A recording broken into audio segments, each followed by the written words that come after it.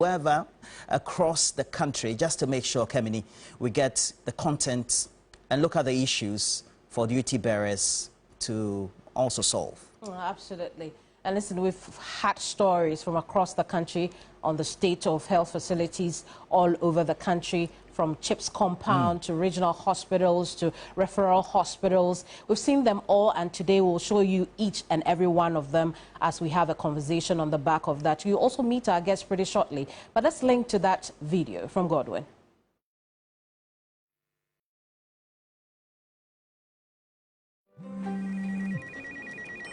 She's coming.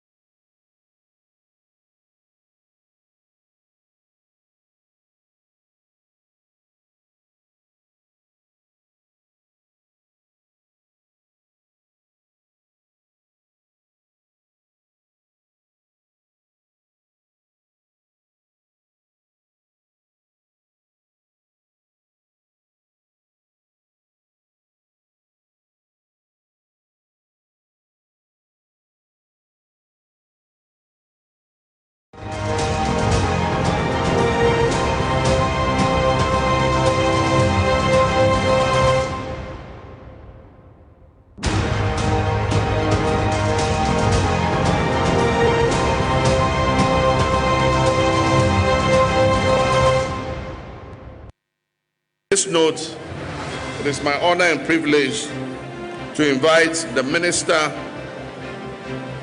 and his colleagues to join me to unveil the logo and officially launch the National Apprenticeship Program. I thank you. May God bless our nation, Ghana. E-levy bill. I'll proceed to sign it. Okay, I've just given assent to the repeal of the famous e-levy bill. Ladies and gentlemen, on this note, it is my honor and privilege to officially launch the National Sanitary Pad Distribution Program, a promise made and a promise kept. Committed to ensuring that all who are concerned about education in Ghana have an opportunity to contribute meaningfully to shaping the policies and programs that will deliver the kind of education we all want. I'm gratified that this has become a reality, and I stand before you today to officially open the National Education Consultative Forum with great pleasure.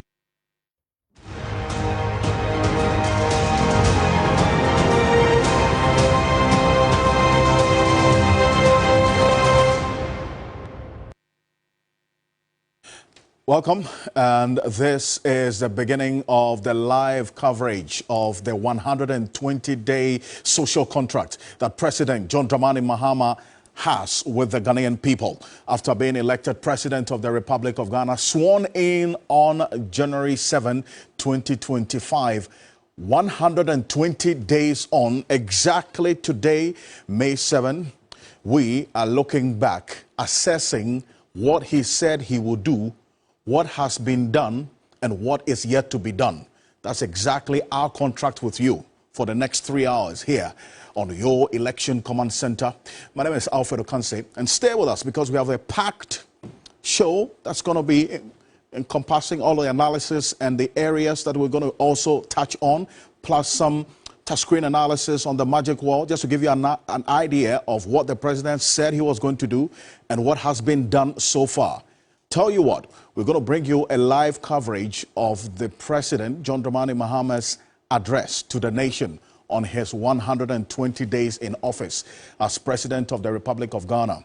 It's going to tell us what he has done, what he is doing, and what he is yet to do. But what we're going to do here on the show tonight, together with our guests and my colleagues, will be to analyze from the people's point of view, through the eyes and the lenses of the people, the civil society organizations, and also government, what the level of fulfillment of that promise or the promises within this 120 days has been. My name is Alfred Okanse. We're live on TV3 Ghana on Facebook and DSTV channel 279 all across the world on 3news.com. My guests already seated. I'll introduce them in a bit, but welcome. This is the coverage of the 120-day social contract of John Dramani Mahama. What has been done and what is yet to be done. Martin Esiedudate is here together with Dennis Poaberi-Wadam. He's going to be joining me as well as we do this analysis, backtracking exactly what the president said and what has been done so far. Joining me in the studio, creme de la creme of the guests that we have assembled here to talk about this. No analysis beyond what has been said and what has been done. That is our truthful contract with you. This is your Election Command Center. Welcome.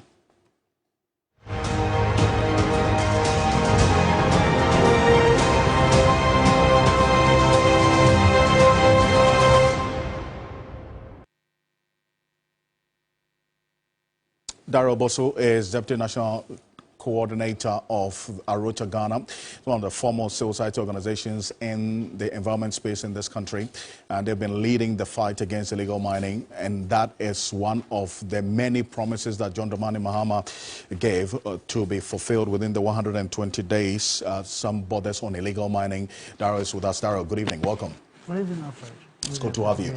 Also, and we have all the sectors represented here because we want to do a 360 analysis of this 120-day promise. Kofi Asare is Executive Director of the Africa Education Watch. Kofi, it's good to have you. Good evening. Welcome. Good evening, Alfred.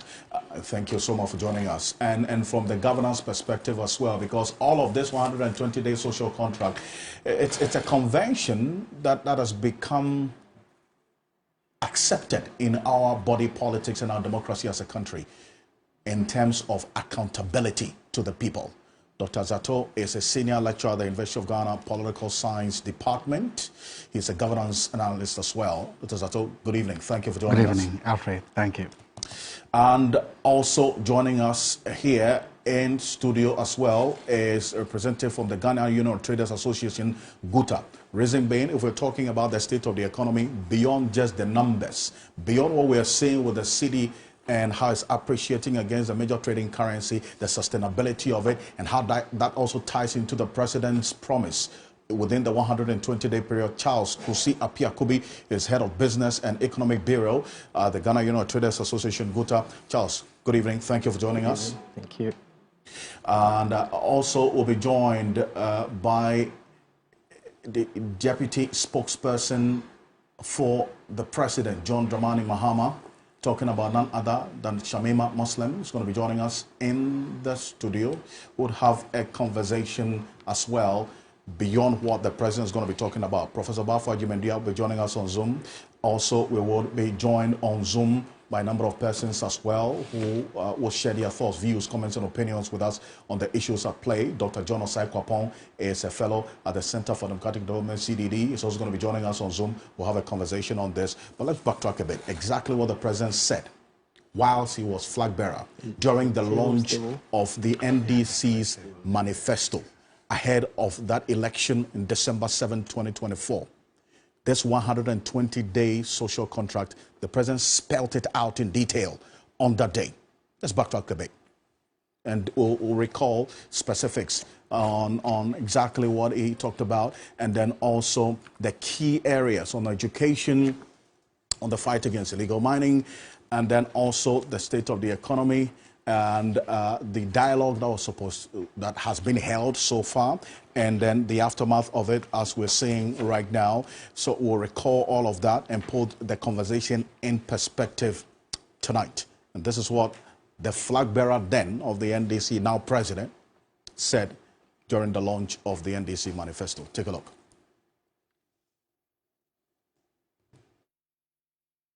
Many students who are unable to take up their places in tertiary educational institutions because they cannot afford to pay their academic user fees, the academic fees. And so we'll take that stress off them. For the first year, they will not be required to pay fees. And I assure the universities it will not affect their internal generated funds. We're going to give the money to the student's loan. The student loan will pay it to the universities as a grant. The first 120 days in office, we will hold a national economic dialogue to draw up a 4-year fiscal consolidation plan. We would rationalize taxes, abolishing, among others, the obnoxious e-levy,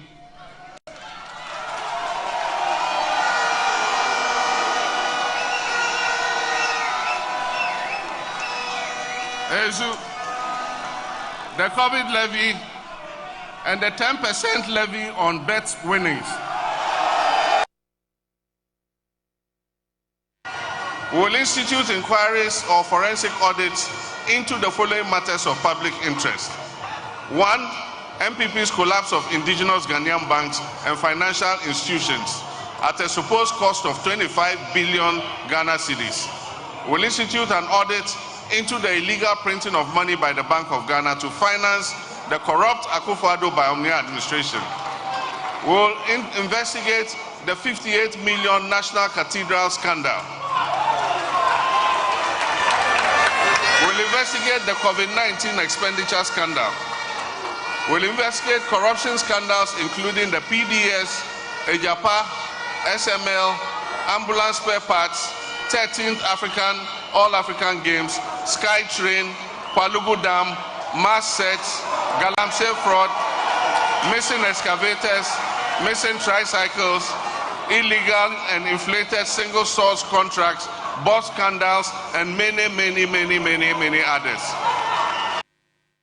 And indeed, many others. What we're going to do with all what he has said is to now tell you the status of these 120 days promise that John Dramani Mahama made to the Ghanaian people. Exactly today, that 120 days is up. Dennis Poberi Wadam, Martin Esiedudate on the magic wall. Let's get into it now. Guys, thank you. As always, it's great to have you. What do we have on the magic wall tonight? Well, Alfred, thanks for having us. And clearly we have under 10 minutes for the president to address the Republic. So we'll just want to quickly remind viewers and those listening on radio as well how many specific promises the president made. In the last video we played of him, he touched on the legal issues they are going to be working on. And you can tell that the Attorney General has also been very busy chasing or working on those. But the president address the nation, then as candidate on a number of issues. And Dennis and I are quickly going to run through the key topical 25 items that he touched on. So the first one was a promise of appointing and submitting his cabinet ministers within 14 days. And clearly, Dennis, what would the verdict be on that? Well, that we can see for a fact that has been done. Yes, the president indeed appointed his cabinet and did submit. Now we know that the government is running with the cabinet ministers all in place within 14 days. Yes, it did not happen, but we always see that as long as there was... Now we know that the government is running with the cabinet ministers all in place within 14 days. Yes, it did not happen, but we always see that as long as there was substantial performance, we can... Right. hold a national economic dialogue and develop a homegrown physical plan. That was actually within the first 10 days of taking power. We saw the economic dialogue, they set it up, and also the education forum as well. And that was important because the conversation about economy has always been topical. It's one of the key things and the key determinants of the election. So as such, anybody who took over expectedly was supposed to look into how the economy looked like and make a forecast analysis and all that. The president, actually gave indication, and he lived through that promise to do it within 120 days. So we take that as well? Yes, that's a tick for the president. Okay. Now, the key issue of what was going to be happening in Parliament, he promised to scrap the harsh taxes, as some have referred to, including the e-levy, the COVID levy, the betting tax, and the emissions levy. So much relief for a lot of people, especially the e-levy. Very topical matter. Was a promise for both sides. The major political NDC, NPP. So happened that the NDC got the nod. Yes, they lived up to the tax. Now that is off the table. COVID is up. Betting tax. Yes, emissions. It was never implemented, but of course that has been taken off the books as well. Right. So I think the one here will be the COVID levy. COVID, yes, which is a component of the VAT. Yeah. So yes, substantially it is done. So we take it to as well. All right. Then there's going to be a review of import taxes on industrial and agricultural equipment. Well, so with that, because of the way the promise was couched, it usually will begin with commence a review. Right. But as we speak, there's no public statement as to whether that commencement has occurred. But for a fact, when it comes to taxes, it's a matter of law. Right. So once a law has not been passed to that effect, we cannot, for a fact, take that. Okay. So let's keep that and go to the next. And even on this one, we remember that yesterday, here on TV3, there was a story where the Agric Minister had said, indicated that they were going to lay this in Parliament immediately they resume. So we would probably have to just so it brings us back to the point of law. Yes. So when Parliament resumes and that bill is laid, yes, that can be taken. Absolutely. Again, he talked about preparing a legal groundwork for the 24-hour economy, another very major subject. Yes. The whole NDC government appeared to want to run on this 24-hour. It was their trump card. But the commencement of the legislative processes for the 24-hour economy, yes, we have seen the government advisor appear before Parliament to brief the House and to indicate that, yes, works are being done. We know there's a secretariat which is working on it. So, yes, for that, we can give that a tick. Okay. So maybe for now, we'll have to pause here and hand over to Alfred, because we have heard the anthem played and it's likely that the President of the Republic will be addressing us in a moment, but we'll wait for that signal and then join the feed. But in the meantime, another major issue that the President promised to work on was setting up the Accelerated Export Development Council to boost exports. That was also done, I think, yesterday. Yes. And that closely ties in with the 24-hour economy, because the man who is advisor on the 24-hour economy is the same person who is handling this particular one. So that council was constituted, with all the key sector ministers being on that council, a 19-member council to run that particular one. So it's a tick for the president on that. Absolutely. And host a national conference on education reforms. That clearly was a tick, because that happened in its very early days as well. Implement the no academic fee policy for first-year tertiary students. Yes, an allocation was made in the 2025 budget.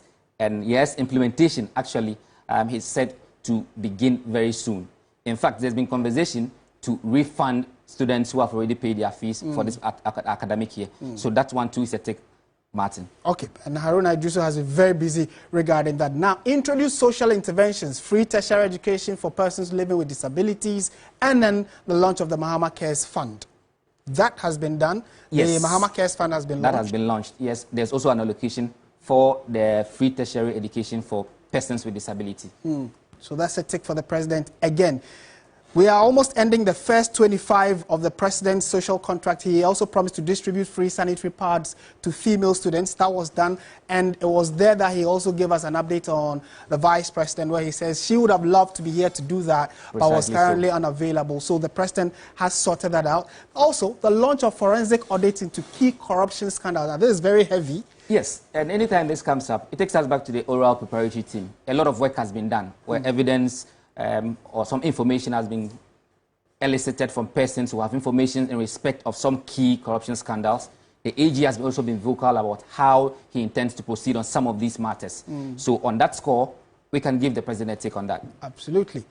Then ban political appointees from buying state assets. Now, this also ties in with the social contract, because if you look into the detail of that social contract, it talks about some specifics. Well, maybe the code now, of conduct. Yeah, the code of conduct. Yes. I beg your pardon. Maybe now we need to swing to Alfred, because the First Gentleman of the State, His Excellency John Dramani Mahama, is about to speak. So maybe Alfred would want to come in.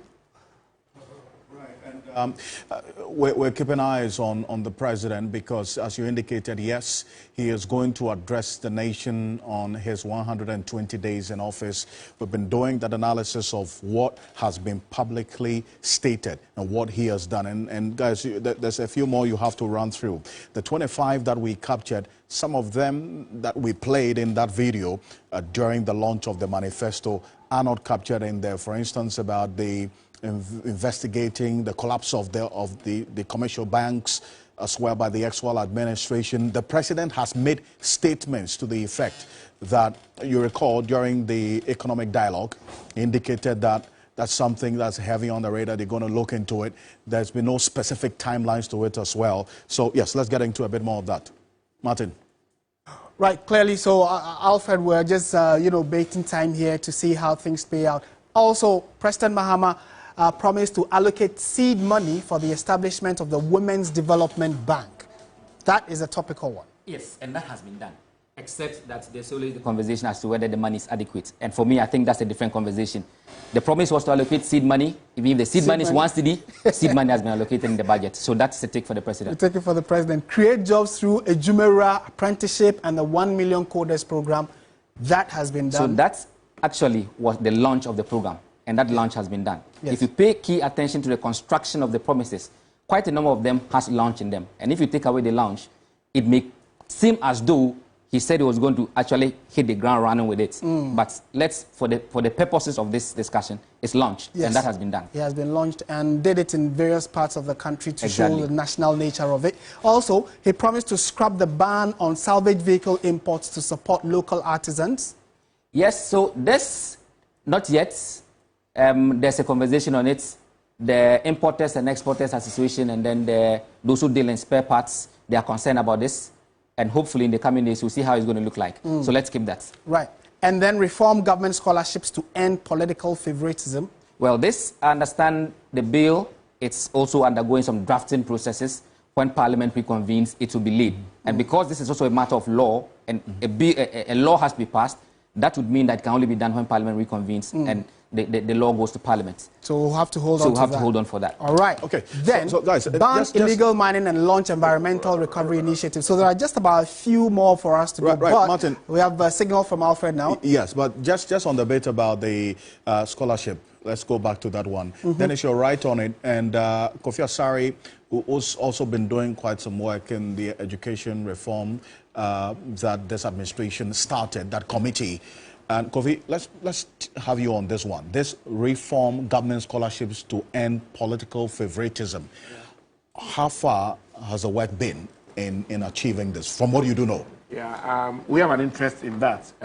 We've written several papers, developed, prototypes of laws and policies for the scholarships reform since 2022. And so I'm aware that the drafting process has advanced. My last check at the ministry indicated that the draft bill is at the cabinet level.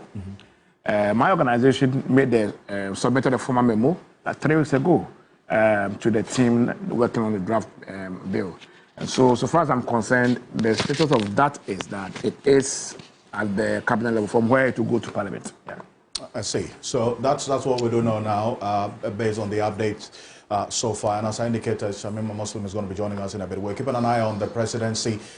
So stay with us here. We'll bring you a live coverage of the president's address to the nation on his 120 days in office as president. Let's cross over now to the presidency and hear the president's speech. We'll cross over in a bit to have and also hear exactly what the president has been saying. But guys, let's stay the steam on analyzing so far what has been done. We have the scrap the ban on the salvage vehicle imports to support local artisans. That's what we are. So we are going to ban illegal mining.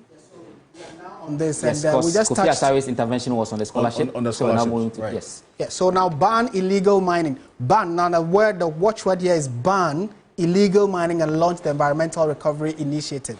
Well, illegal mining is already banned. The launch of the Environmental Recovery Initiatives, yes, the Blue Water Guards and all others. So yes, we can give a take for that. Yeah. I can understand the environmental advocates will not be happy because of the issue of the LI that allows mining in forest reserves, but that's a different conversation altogether. Let's look at the next one. Okay, and still on this, maybe certainly Darrow will have a bite on this particular issue. Maybe Alfred would want to bring in Darrow's thoughts on this. Yes. So let's bring in, and that's one of the reasons why Darrow you're here. Illegal mining. Yes, now we understand that promise that when Parliament reconvenes, LI 246 is going to be repealed. You have that from the presidency, correct? Yes, we have that information. But I still think that if we are working with the kind of matrix they are using right now, we don't have a ban, as was said. So let's be a bit cautious on that. I would say we don't take on that because there's quite, yes, they've launched the Tree for Life. They've launched aspects of the Blue Water Initiative. So there's still some work to do, and I wouldn't give a good take for that particular one. The water guards, the Blue Water Guards that have been also... The Water Guard is a part of the Blue Water Initiative. Right. It's a part. I think it's a much more comprehensive policy, okay, and we don't have that yet. And also the key aspect of it, which has to be ban illegal mining and stop new mining activities in forest reserve, that is still pending. With LI 246 in our statute books, it means that a lot of work still needs to be done. So I wouldn't take government positively on that. Right, but maybe Alfred, I could also ask Dow here that if you consider all the steps that have been taken, especially by the Minister in charge of lands and the recent operations that have been undertaken across many forest areas, you know, excavators being seized, persons being arrested, foreign nationals, etc. If you look at all of that in perspective, you would say that it wouldn't be far-fetched to give the president a take on issues of mining and illegal mining when you look at it holistically. Wouldn't you agree, Darrow? No, well, you see, every new government is really very active in dealing with galamsey issues. They get onto the ground, they start doing a lot of things. So this is very common. I would really want to see some very strategic milestones, like LI 246 to be revoked. It should have been off the books by now because it was a campaign promise. It was not done yet. And so for me, I would say, let's hold on to that. Let us all give the president a good take on that one. Right. See, Dr. Zato, I'm beginning on this particular one as well. Your thoughts on this, especially because, as was indicated, some work has been done. In the matter of perspective, I think that's what I was looking at it. That to the extent that, yes, some work has been done, but for them as CSOs, they're looking at other things. That campaign promise of repealing LI 246 for as long as it's still on our books, it's a no-no for the president, even though a lot of work has been done, clamping down on a number of illegal mining activities. We understand 9 forest reserves that were held totally by illegal miners. 7 out of them have been retrieved, and then also over hundreds of excavators as well impounded. Good measure, you would say? Good evening to you, and thank you. Good evening to your listeners. This is one of the areas where I would say I would defer to the experts. And in here, I would defer to Darrow. Right. And when Darrow says that, no, you cannot take it, and I agree with it. Because some of the things are even low-hanging fruits in this particular area. As he said, you promised to, what's the name? Repeal the LI. Yeah. Now, what is before Parliament is supposed to what? Amend it. Yeah. You promise repeal, you amend it. That, you cannot take on that. You just can't do it. And again, that's what I'm saying. I would defer to him because this basically like his day and his day. Nobody in the CSO sector has come out to say we are winning the galamsey fight. Nobody in the CSO sector has come out to say the tide is beginning to turn. Nobody. And so if you talk to any of them, nobody. No. You are not seeing any positives. No. It's not. No. That's not what I've said. You can see some, but nobody. He mentioned it. Yeah. Are they seizing excavators? Yes. Were they seized before in the? Yes. Are they arresting people? Yes. Was that done before? Yes. So what is everything that has happened had happened before. Nothing cataclysmic had happened. Nothing has happened. I say, whoa, this had never happened in the past. Is now happening, and that's what I'm saying. Some of them are low-hanging fruit. CSOs have called for what's the name? State of emergency. It has not happened. They've asked for a repeal. It has not happened. So what I'm saying is that yes, whatever that has happened seems to be a continuation of previous efforts. If that is what you say, then I can agree. So because of that, it is. But this is an existential crisis, and all of us should be vested to say that look, this is a new government with new sentiment. They still have goodwill, a lot of goodwill. You can use a good chunk of that goodwill to deal with an existential crisis. You can afford to do that. You can afford to say that right now, because very soon, as now 120 days has passed, as you go ahead, it becomes difficult to do some of the important things because of the simple political calculations. So this, you can then invest your goodwill to say that this is an existential crisis, I will deal with it. But again, as I said, I will defer to them. And if you defer to those CSOs, if you talk to any one of them, they will tell you that we are not even, the tide is not even beginning to turn. And that is an existential crisis. All right. Let's go back to the Magic Word, guys. And a few more we need to run through. Even before we went to that bit on illegal mining, the scrapping of the taxes on the salvage goods. I know the salvage vehicles. I know Guta has some stake in there as well because of their work that they have with these traders who also do their work in this particular area, and Abosokan spare parts dealers as well, Swami Magazine, all of them looking into this particular area. We'll get into how the city is performing right now, and looking at it in the broader sense of the state of the economy. What next do we have on the wall, guys?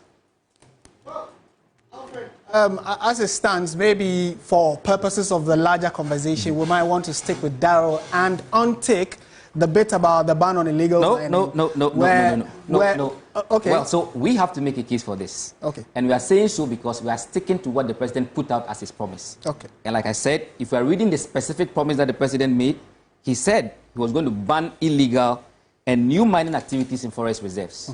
Unless we have information that there's mining in there's new mining activities in forest reserves, and that illegal mining is not banned, then he continues by saying that he was going to roll out specific initiatives. Tree for Life and Blue Water Initiative, have those been rolled out? If yes, I have always made the case that when it comes to some of the things, he may not have done all of them, but to the extent that he has done some substantially, then it should count. So it is on that basis that I am urging that at least we take this, because we are taking the president's word for it. Okay. When it comes to a larger conversation about the fight against Galamsey, yes, we can begin to now bring in some of these issues.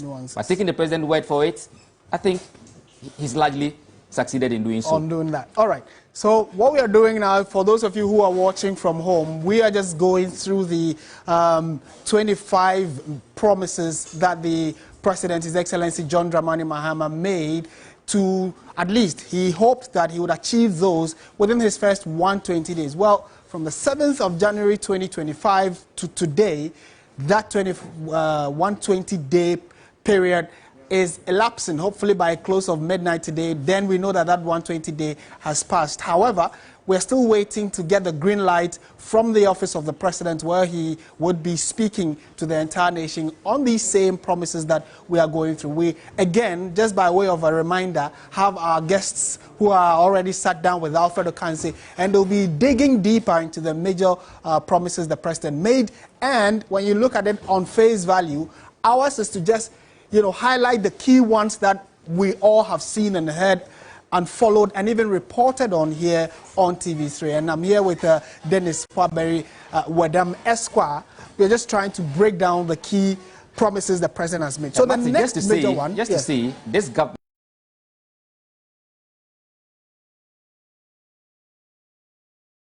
has a total of 1,461 days to be in office. They've done 120 days. Yes. That's just 8.21% of their time they have to be in office. Okay. Just so we're able to appreciate how much time they've done and how much time is left. Okay. These were promises that they made themselves.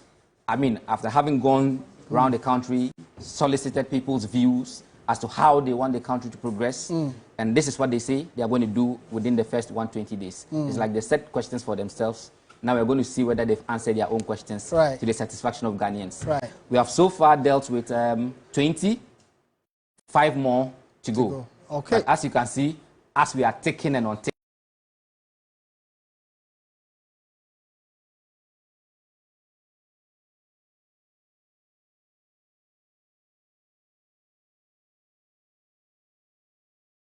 taking, well, given the score. It stands at 64% now out of the changes that we have done. Let's see what we have next. Right.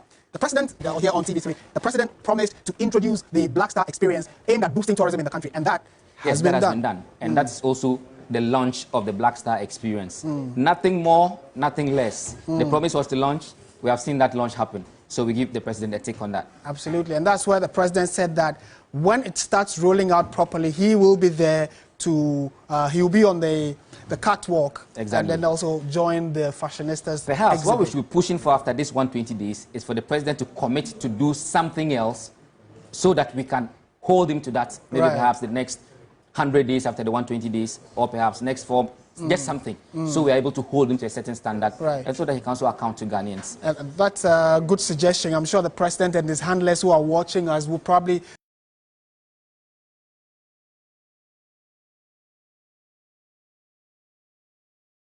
suggest that to him. That, look, Ghanaians largely have followed right from the campaign period, right up until the swearing in, and then now. So it will be good for the president to have some specifics that we all can hold as guidebooks to see how far they are going, which areas they are faltering, where CSOs can come in to assist, where the media or journalists can assist, because at the end of the day, it is the same Ghana we are all looking at building. Precisely so. Yes, another promise. He said that he was going to purge security agencies of militia and vigilante elements.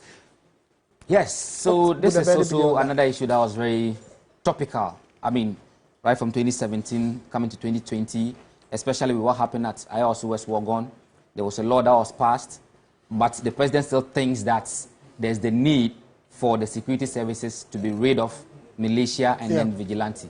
Not much has been said about this. Yes, actually, on this, not has been said. However, we've also heard the Interior Minister touch on this largely, where he met some civil society groups and some political, identifiable political groupings, and talked about the fact that this is a major issue they need to deal with, because we know that some of these notable political institutions have quotas that they are allowed into some of our security services. So on the back of that, at least there is the initiation of the conversation as to how and what policies or strategies we need to look at holistically if we want to get people into our security agencies. So on that score, you take it?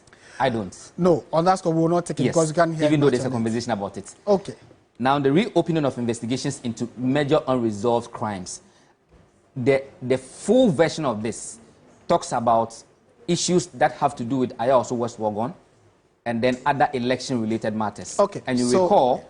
Sorry for cutting in, but I think that we are getting the signal that Alfred Okanse can come in now, because we may be getting some further information. Alfred? Indeed, and rightly so, guys. As always, thank you so much. And Shamima Muslim is the Deputy Government Spokesperson. Is joining us right now. Shamima, thank you so much for joining us. Thank you for having me, Alfred. Good evening to your viewers as well. And good evening to you. And you were here when Daryl and by extension Dr. Zato as well all disagree with the position that yes, there's some achievement, in fact some goodwill in terms of the fight against illegal mining. Government through the Ministry of Lands and Natural Resources, Ministry of Environment, Science, Technology, all that intersector collaboration to fight illegal mining is there. We're seeing the positives. But then again, there's a lot more that needs to be done. So from their perspective, in their view, it cannot be an achievement for you within the 120 days, because you promised to repeal LI 2462. It's still on our books, although we are getting that firm promise that when Parliament resumes, it's going to be repealed. There's a lot more that could have been done within this period. What's the government's verdict on this? Oh, so good evening, Alfred, and thank you for having us, and thank you to Media General for the extensive coverage that we have received from your network since, His Excellency John Mahama assumed office. I think that our democracy grows when the media, as the fourth estate, is giving the necessary coverage, the right coverage but also asking the difficult questions. And I am so excited about the conversations that are happening. This is what public discourse is about. This is what the public square is supposed to be used for. Citizens engaging in intellectual conversations about the problems of the nation and vetting government proposals and offering, alternatives and solutions. This is what we want. And I think this is what was starkly absent in our experience in a not so distant future where, decent voices all decided to go silent. And we are very, very happy that after His Excellency extended an invitation to the people of Ghana to embrace this new era of freedom and express themselves, we are beginning to see such, levels of engagement with the public. Thank you very much. Let's cross over to the presidency now. President John Mahama is speaking. It is a day that I specifically noted on our calendar to come before you, the people of Ghana, to account for the critical first steps we promised to take in our initial months in office. Our campaign was anchored on the vision of building the Ghana we want together. And our manifesto, Resetting Ghana, laid out a bold yet pragmatic plan for national recovery and transformation. Central to this plan was a social contract for the first 120 days, a set of specific actionable promises designated to enable us hit the ground running and signal our unwavering commitment to change. I stand before you tonight to update you on how we have delivered on these promises. To the people of Ghana and the world observing our progress, let me state clearly, we made promises and we have kept them. Our first 120 days have been defined by decisive action, a commitment to transparency,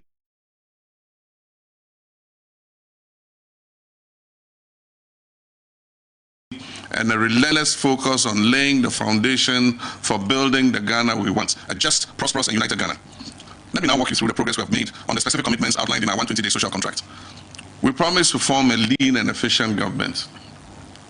I promise to nominate the complete list of cabinet ministers for parliamentary approval within the first 14 days and to constitute the leanest and most efficient government under the Fourth Republic within the first 90 days.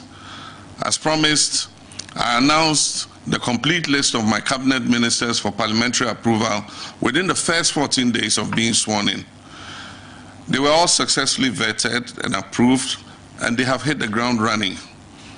Indeed, I have so far appointed only 56 ministers and deputies so far, the smallest number of ministers and deputies appointed by any president in the Fourth Republic. We've also nominated our metropolitan, municipal, and district chief executives going through the various phases of confirmation to complete the formation of our governance team at the local level. Establishing a robust code of conduct.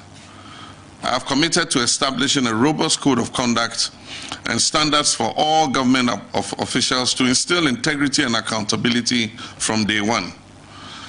Building on my previous efforts, we have reworked and finalized a significantly improved version of the Code of Conduct for government appointees.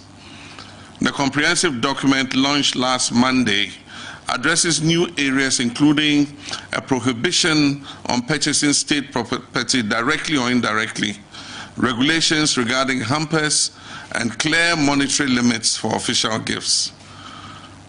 I've left my appointees in no doubt that I'll bring down the hammer swiftly and strongly if they breach any of these provisions.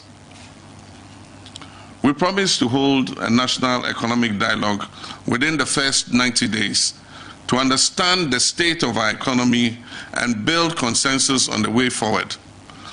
On March 3rd and 4th, 2025, the government of Ghana convened the National Economic Dialogue at the Accra International Conference Center, bringing together partners including the private sector, civil society organizations, traditional authorities, and academia. The participants presented a comprehensive report with clear recommendations to restore macroeconomic stability and regain confidence in our economy. These included enhancing fiscal and monetary coordination, reviewing the foreign exchange regime, implementing major tax reforms, overhauling the public financial management system, reforming state-owned enterprises, strengthening expenditure controls, establishing a credible medium-term expenditure framework, promoting strict fiscal discipline on the part of government, and aggressively pursuing inclusive growth. The implementation of these recommendations has begun to yield results. The currency is becoming fairly stable, inflation is inching downwards, and we have reduced the excessive borrowing that had become the trademark of past governments. The report also provided valuable advice on promoting industrialized agriculture and aligning skills development with national priorities. We've taken this advice seriously, and implementation is underway, guiding our economic policy decisions. Following the recommendations of the National Economic Dialogue, we've amended the Public Financial Management Act 2016, Act 921, to introduce a debt rule that aims to reduce the ratio of debt to GDP to 45% by the year 2034. We've also established an operational rule to post an annual primary surplus of at least 1.5% of GDP on a commitment basis. The amendment also allows for the establishment of an independent fiscal council for corrective measures. An amendment of the Public Procurement Act has also been passed, making the issuance of a commitment certificate by the Minister for Finance a prerequisite for all procurements funded by the central government. Scrapping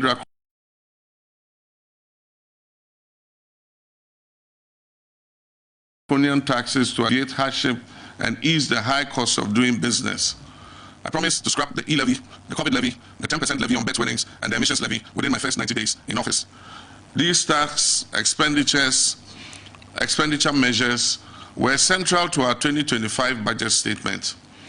On April 2nd, 2025, I signed several bills into law, including the Electronic Transfer Levy, E-Levy Repeal Bill 2025, the Emissions Levy Repeal Bill, and the betting tax.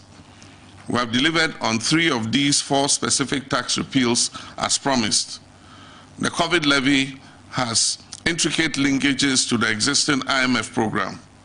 As a value-added tax, we have agreed with our multilateral partners to include it in our overall VAT rationalization exercise that is scheduled for September this year. We've significantly exceeded our 120-day promises regarding overall tax reform by enacting other critical bills such as the Value-Added Tax Amendment Bill, the Income Tax Amendment Bill, the removal of VAT on motor vehicles, the Public Financial Management Bill, the Growth and Sustainability Levy Act, the Earmarked Funds Capping and Realignment Bill, the Gold Board Bill, the Energy Sector Levy Bill, and the Petroleum Revenue Amendment Bill. This swift legislative action underscores our commitment to providing relief and creating a more favorable economic environment. Reviewing taxes on industrial and agricultural imports. We're committed to reviewing taxes and levies on vehicles and equipment imported for industrial and agricultural purposes within our first 90 days. My government has initiated the crucial review process. The results of this comprehensive review will guide policy decisions and be incorporated into the 2025 mid-year budget review and subsequently the 2026 budget, ensuring that we support these vital sectors effectively. Commencing the 24-hour economy policy. One of our signature policies for job creation and economic transformation is the 24-hour economy policy. We promise to commence drafting the needed legal amendments and prepare for its implementation within the first 120 days. The program is designed to drive structural transformation across our economy, built on pillars aimed at revamping key sectors such as agriculture, manufacturing, and tourism. The program rollout has commenced in earnest. The 24-hour secretariat is collaborating with the Development Bank of Ghana and the Ghana Infrastructure Investment Fund to operationalize financing pillars for this program. Cabinet has approved amendments to the Ghana Investment Promotion Center Act and the Labour Act to include specific clauses regarding 24-hour operations. These amendments aim to enhance social protection, create an enabling environment for the 24-hour economy policy, and promote conducive business and labor relations. Already several businesses are lining up to sign on to this policy. Some tangible actions have also been taken. The Ghana Investment Promotion Center has launched 24-hour premium services to eliminate processing delays for investors. The Ministry of Foreign Affairs has launched a 24-hour passport service with the passport application headquarters operating 24/7. The DVLA used a 24-hour service to clear a long-standing 18 months backlog of licenses and will soon commission a new 24-hour service office at Adenta in Accra. The Youth Employment Agency is set to launch the Graduates in Corporate Support GRICS program, which will attach graduates to firms operating 24 hours a day. This program is targeting 20,000 graduates. The YEA is also partnering with security agencies, the fire, police, immigration services, to provide security for 24-hour firms and is working towards training and deploying 23,000 recruits for this purpose. Recognizing the need for robust security, the police service is establishing a 24-hour police unit to improve 9 patrols and utilize technology supported by nationwide sensitization. The Minister of Energy and Green Transition is engaging the PURC to set up smart metering with a time of use tariff, charging a lesser tariff during the off-peak hours, a direct incentive for enterprises on the 24-hour economy policy. The Minister of Finance and Presidential Advisor on the 24-hour economy policy is finalizing a list of incentives for businesses to sign up for the initiative. The Ghana Publishing Company Limited has also begun 24-hour printing operations. In fulfillment of the 120-day commitment, we're pursuing new avenues of job creation, expanding employment opportunities, particularly for young graduates, and empowering the private sector as a key driver of sustainable job creation. We promise to establish an accelerated Export Development Council to promote exports as a key strategy for economic transformation. I'm glad to report that on Monday, I inaugurated a 19-member Accelerated Export Development Advisory Committee, which I chair myself. This committee will monitor export activities and performance across all ministries, departments, and agencies, including the Ghana Export Promotion Authority. We will not accept any business-as-usual attitude. The committee's functions include reviewing performance reports, monitoring targets, refining trade policy, deliberating on international trade issues, and providing policy guidance for exports.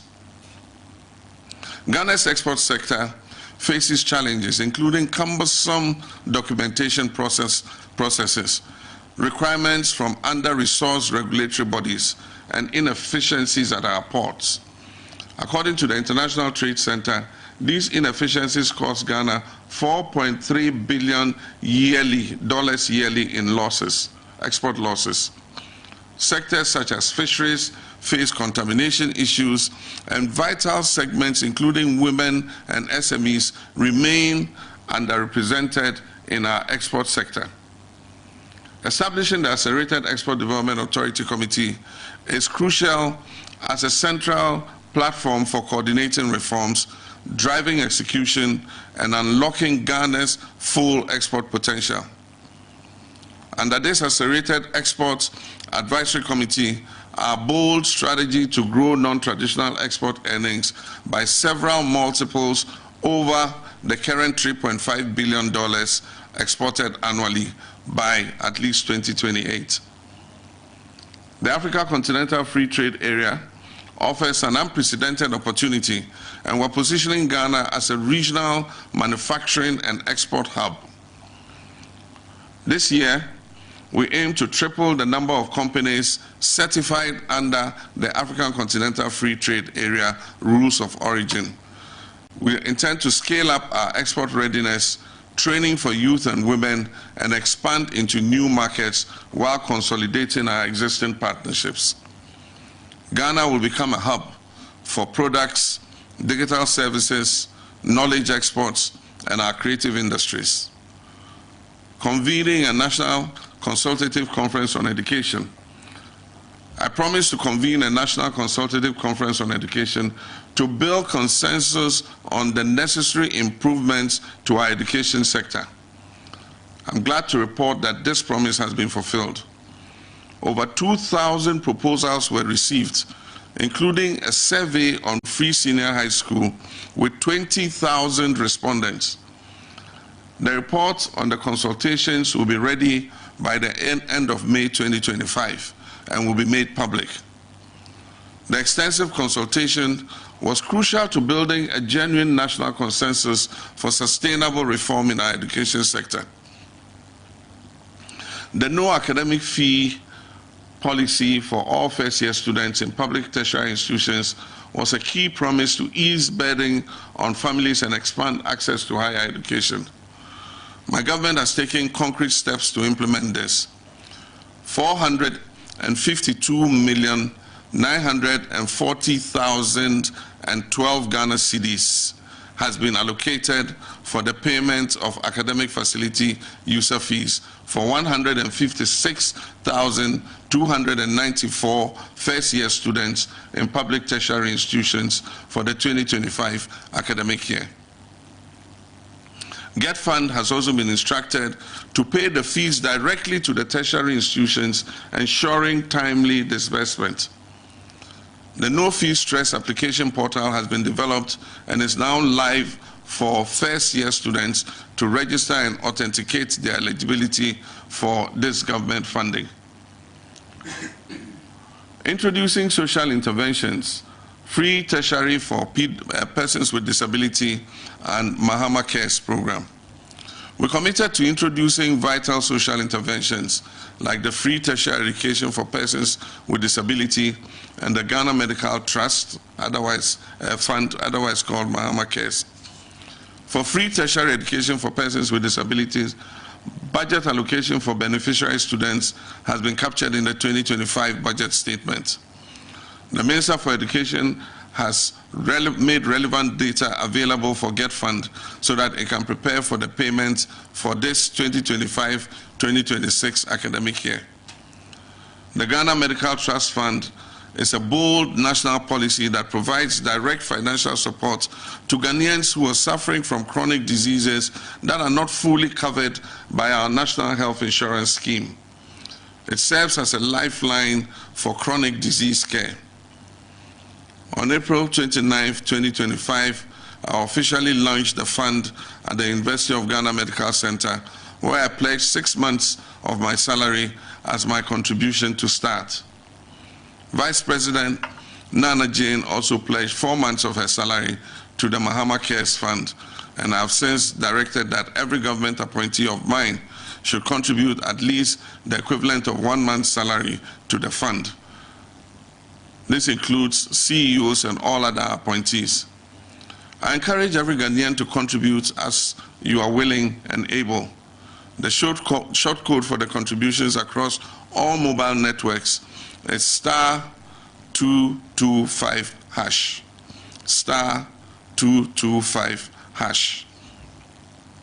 Disbursement to support needy patients will begin once the governing board is put in place. The draft Ghana Medical Trust Fund bill is ready and will be presented to Cabinet at its next sitting for approval and forwarded to Parliament when it resumes from recess. We are united in this mission to touch lives and bring health, healing, and hope and joy to our people. To improve menstrual hygiene, management, and remove barriers to education, I promise to reintroduce the distribution of free sanitary pads to female students in primary and secondary schools. The 2025 budget statement allocated 292,400,000 Ghana cedis for this commitment, and I launched this initiative on the 24th of April 2025. Procurement is ongoing for over 6 million sanitary pads, with each student receiving 3 packets per term at the basic level and 4 packets per semester at the secondary level. Distribution will be done through the Ghana Education Service structure to all 261 districts, ensuring that no beneficiary is left out. The distribution will be accompanied by health education. A cornerstone of our commitment to good governance and accountability is tackling corruption and eliminating waste. I promise to initiate inquiries and forensic audits into several critical matters of public interest. This war against corruption continues unabated. The Minister for Health is reviewing the Auditor General's report on the COVID-19 expenditures. After the review, the appropriate actions will be taken. The Sputnik V scandal is under investigation. The Minister for Finance has launched an inquiry into the collapse of indigenous banks and financial institutions. And make no mistakes, facts will be unearthed, culprits will be punished, and lessons will be learned. The Minister for Energy and Green Transition has commenced investigations into the PDS scandal. Deloitte and Touche is conducting an independent audit of the National Cathedral project. I expect their report by the end of this month. A number of officials have been invited and questioned concerning the 13th African Games. On April 30th, 2025, the Attorney General filed 11 charges against a former National Signals Bureau Director General and others for various offenses.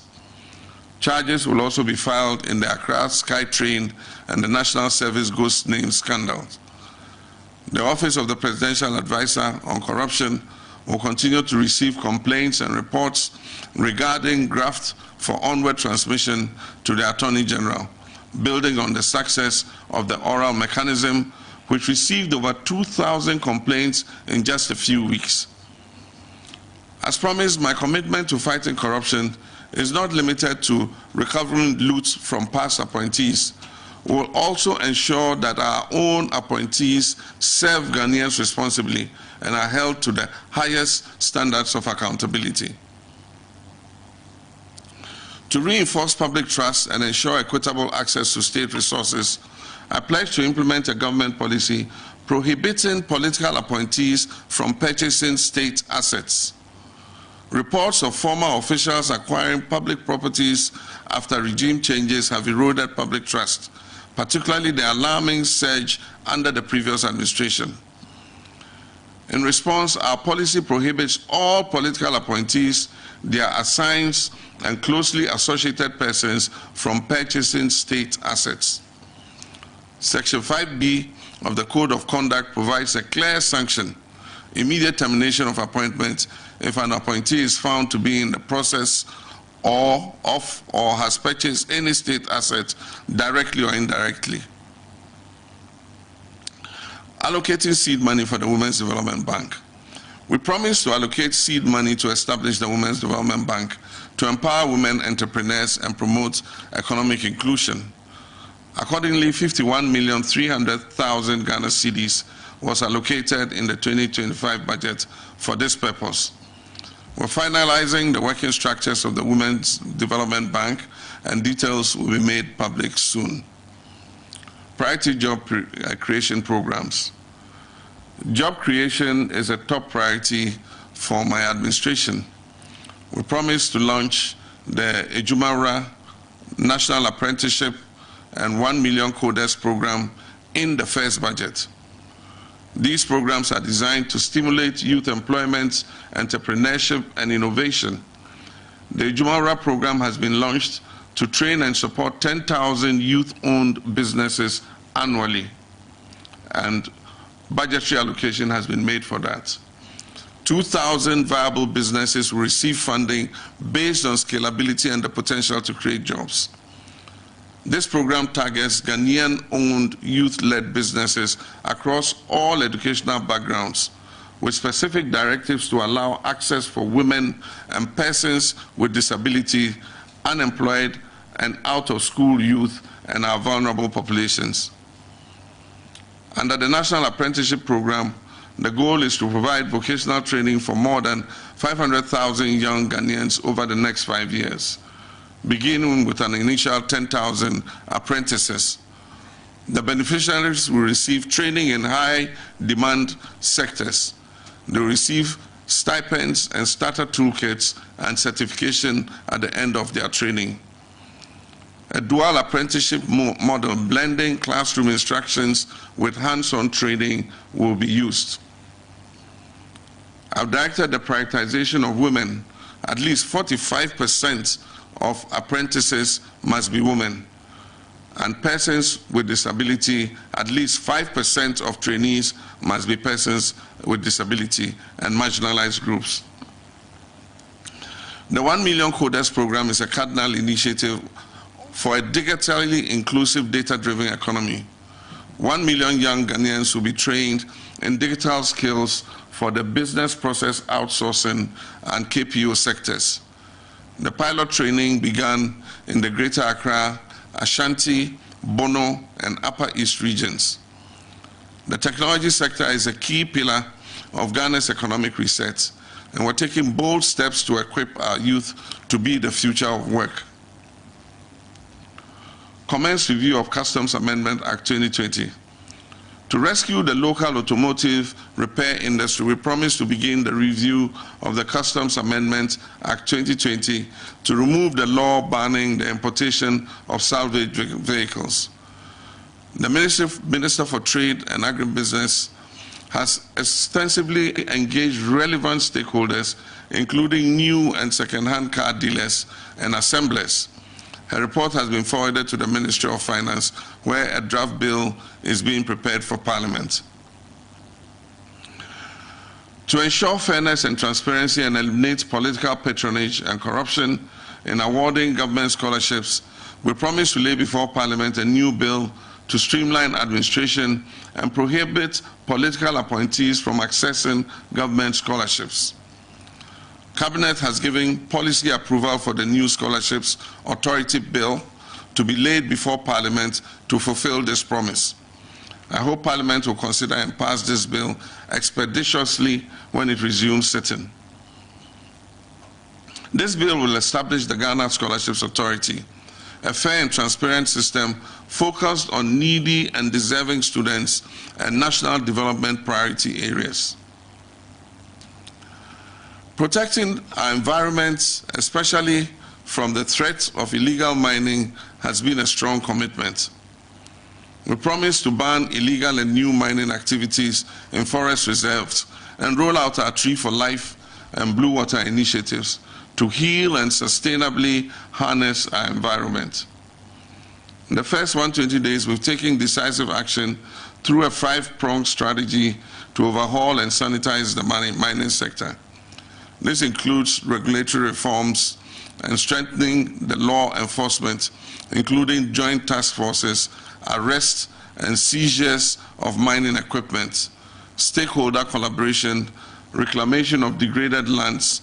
7 out of 9 forest reserves have been reclaimed. Illegal miners have been flushed out of these forest reserves. Concerning the ban on mining in forest reserves, on March 20th, 2025, a legislative instrument, LI 2462, was presented to Parliament to amend the Environmental Protection Mining in Forest Reserves Regulation. This amendment removes the President's power to grant approval for mining in forest reserves. I plan also to amend the Minerals and Mining Act 2003, Act 703, to completely prohibit mining in forest reserves. This would effectively, meticulously, legally, and entirely ban mining in our forest reserves. The Ministry of Lands and Natural Resources has launched the Blue Water Initiative to restore our water bodies in collaboration with the Ministry of Environment. This initiative aims to train and deploy blue water guards to monitor and protect critical water bodies and prevent further pollution. At the same time, experts are working to clean up our polluted rivers. The Tree for Life Reforestation Initiative was also launched on March 21st, 2025, to restore degraded lands and combat climate change. This project aims to plant over 20 million seedlings annually nationwide, including through the one child per tree policy to inculcate environmental consciousness in our youths. By combining enforcement, policy reform, technology, and community engagement, we're on track to reclaim our environment and ensure responsible mining for future generations, achieving the expected outcomes of reduced illegal mining, cleaner water bodies, restored forests, and stronger governance. To transform Ghana into the preferred tourism destination and showcase our rich heritage, we promise to launch the Black Star Experience Initiative as our flagship culture, arts, and tourism brand. I launched this initiative on May 1st, 2025. The Black Star Experience is not a one-day event, but a structured year-round program designed to showcase Ghana's excellence through monthly themes and events spanning heritage, music, fashion, gastronomy, innovation, and more. The approach is to create a seamless and immersive experience for local and international tourists, ensuring year-round engagement, boosting our economy, and celebrating the vibrant tapestry of Ghanaian culture. We promise to commence investigative processes into security agencies to purge state security agencies of militia and vigilante elements and enhance professionalism. A board of inquiry has been established by the Ghana Armed Forces to investigate recent recruitment processes, aiming to uncover discrepancies and implement corrective measures. Robust background checks are ongoing for all recruits and serving personnel, and mandatory ideological reorientation sessions are planned to reinforce military neutrality, national unity, and loyalty to the state and the Constitution. A biometric database is being introduced to cross-check personnel against national criminal and security intelligence records, automatically disqualifying applicants linked to political vigilante networks. This aims to decentralize and depoliticize recruitments. Similar processes are underway across other security agencies, including the police, fire, service, and prison services. Reopening investigations into major unresolved criminal cases. Delivering justice is crucial for national healing and trust in our institutions. And so we promise to open investigations into major unresolved criminal cases, including the 2020 elections killings, Ayawaso Wogombai election violence, and the murder of Ahmed Swale and Silas Wolochami. The new Inspector General of Police has established a special task force. Investigations have been reopened and progress is being made. In the tragic murder of Ahmed Hussein Swale 6 years later, the police service have made an arrest and the suspect was arraigned before court and remanded. Investigations are also ongoing into the election 2020 Tishman South incident where 2 lives were lost. In Odododio, where 2 persons died, 3 individuals have been charged with conspiracy and murder and committed for trial at the High Court. In Ablikuma Central, where a military officer is alleged to have caused a death, the scene has been revisited and a request was made to the Chief of Army Staff for the release of the personnel involved to assist in investigations. For the tragic death of Silas Wolochami in Banda, the Attorney General's office under the previous administration had advised against prosecution due to lack of evidence. But I'm pleased to report that we have reopened the case based on actionable intelligence. In Doma West, where Kofi Robert died, 1 person has been charged and is standing trial, while the other suspect is at large, and is being pursued. In Savlugu, where Zakaria Samira, a 16-year-old, died from a gunshot, efforts are still being made to find the assailant despite a lack of cooperation from witnesses.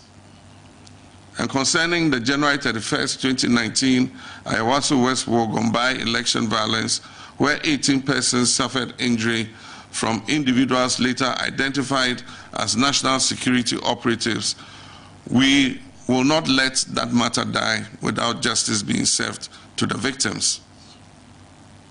ASP Azugo, who was deeply involved in the violence and atrocities on the day, is currently cooperating with the National Investigations Bureau to identify, arrest, and prosecute all those who were involved in the violence.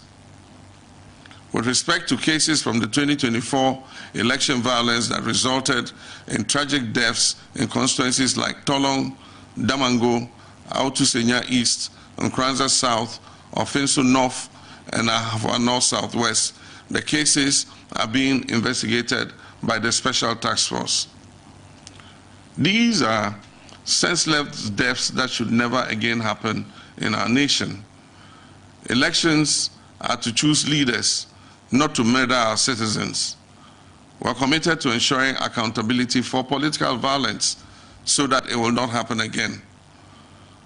The Attorney General is working on a report for Cabinet to recommend appropriate compensation for victims and families involved in these unlawful incidents.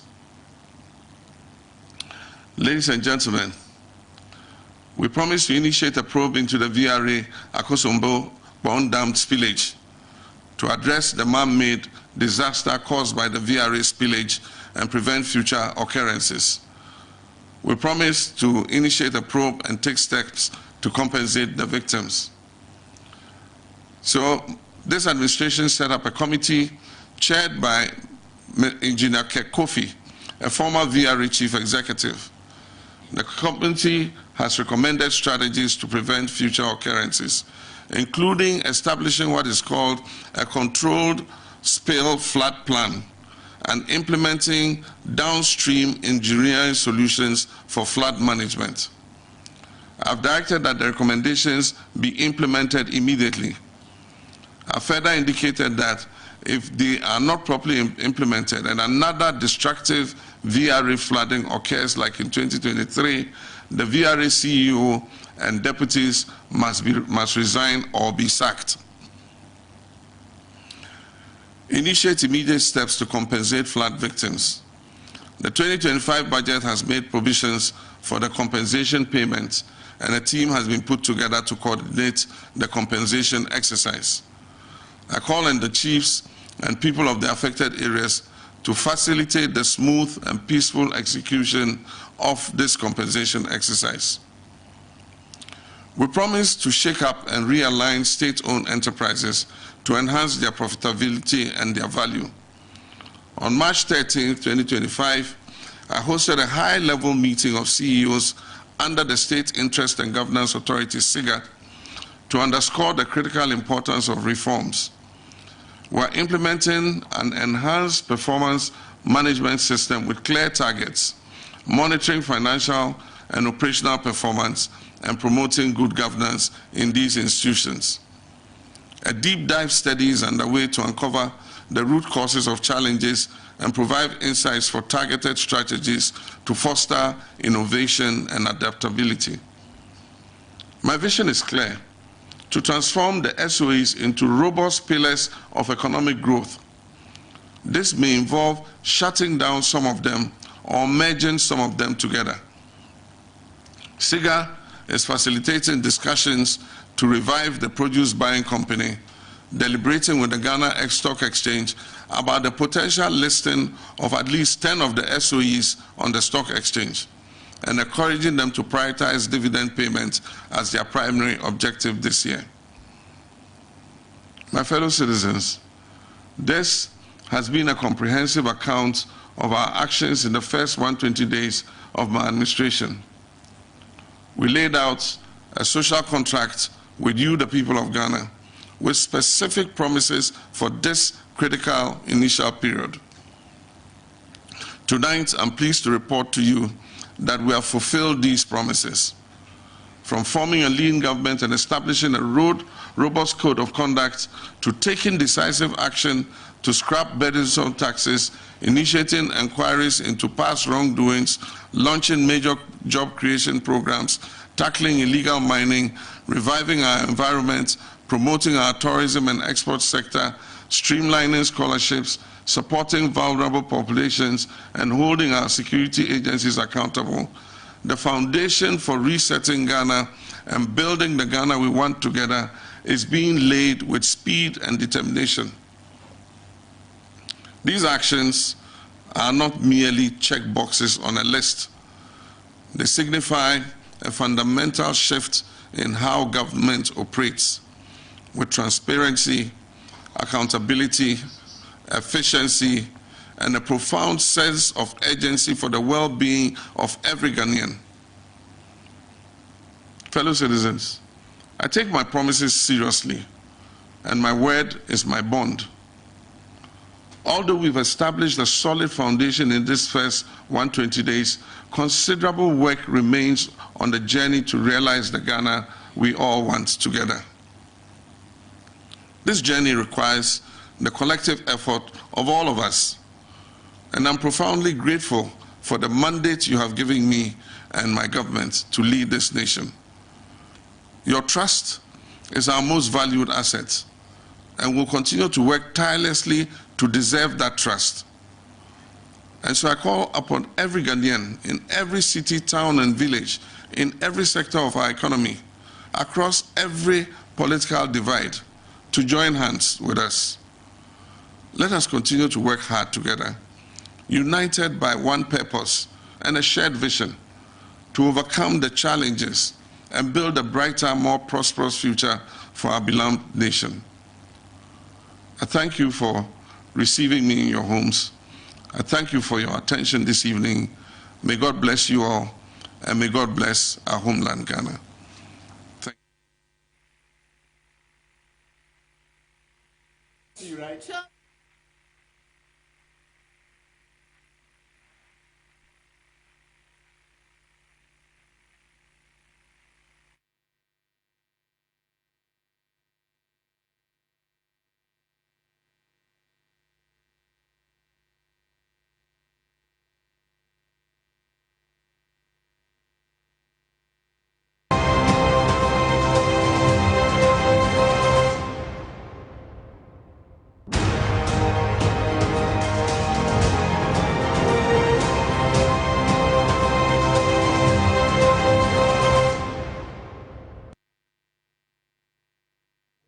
Well, that's the President, John Dramani Mahama's verdict of his 120 days in office as President of the Republic of Ghana in his second term. He says that social contract, he has fulfilled the promises therein, and then also some of which he indicated the progress that has been made so far and the ones that are work in progress, specifically indicating them.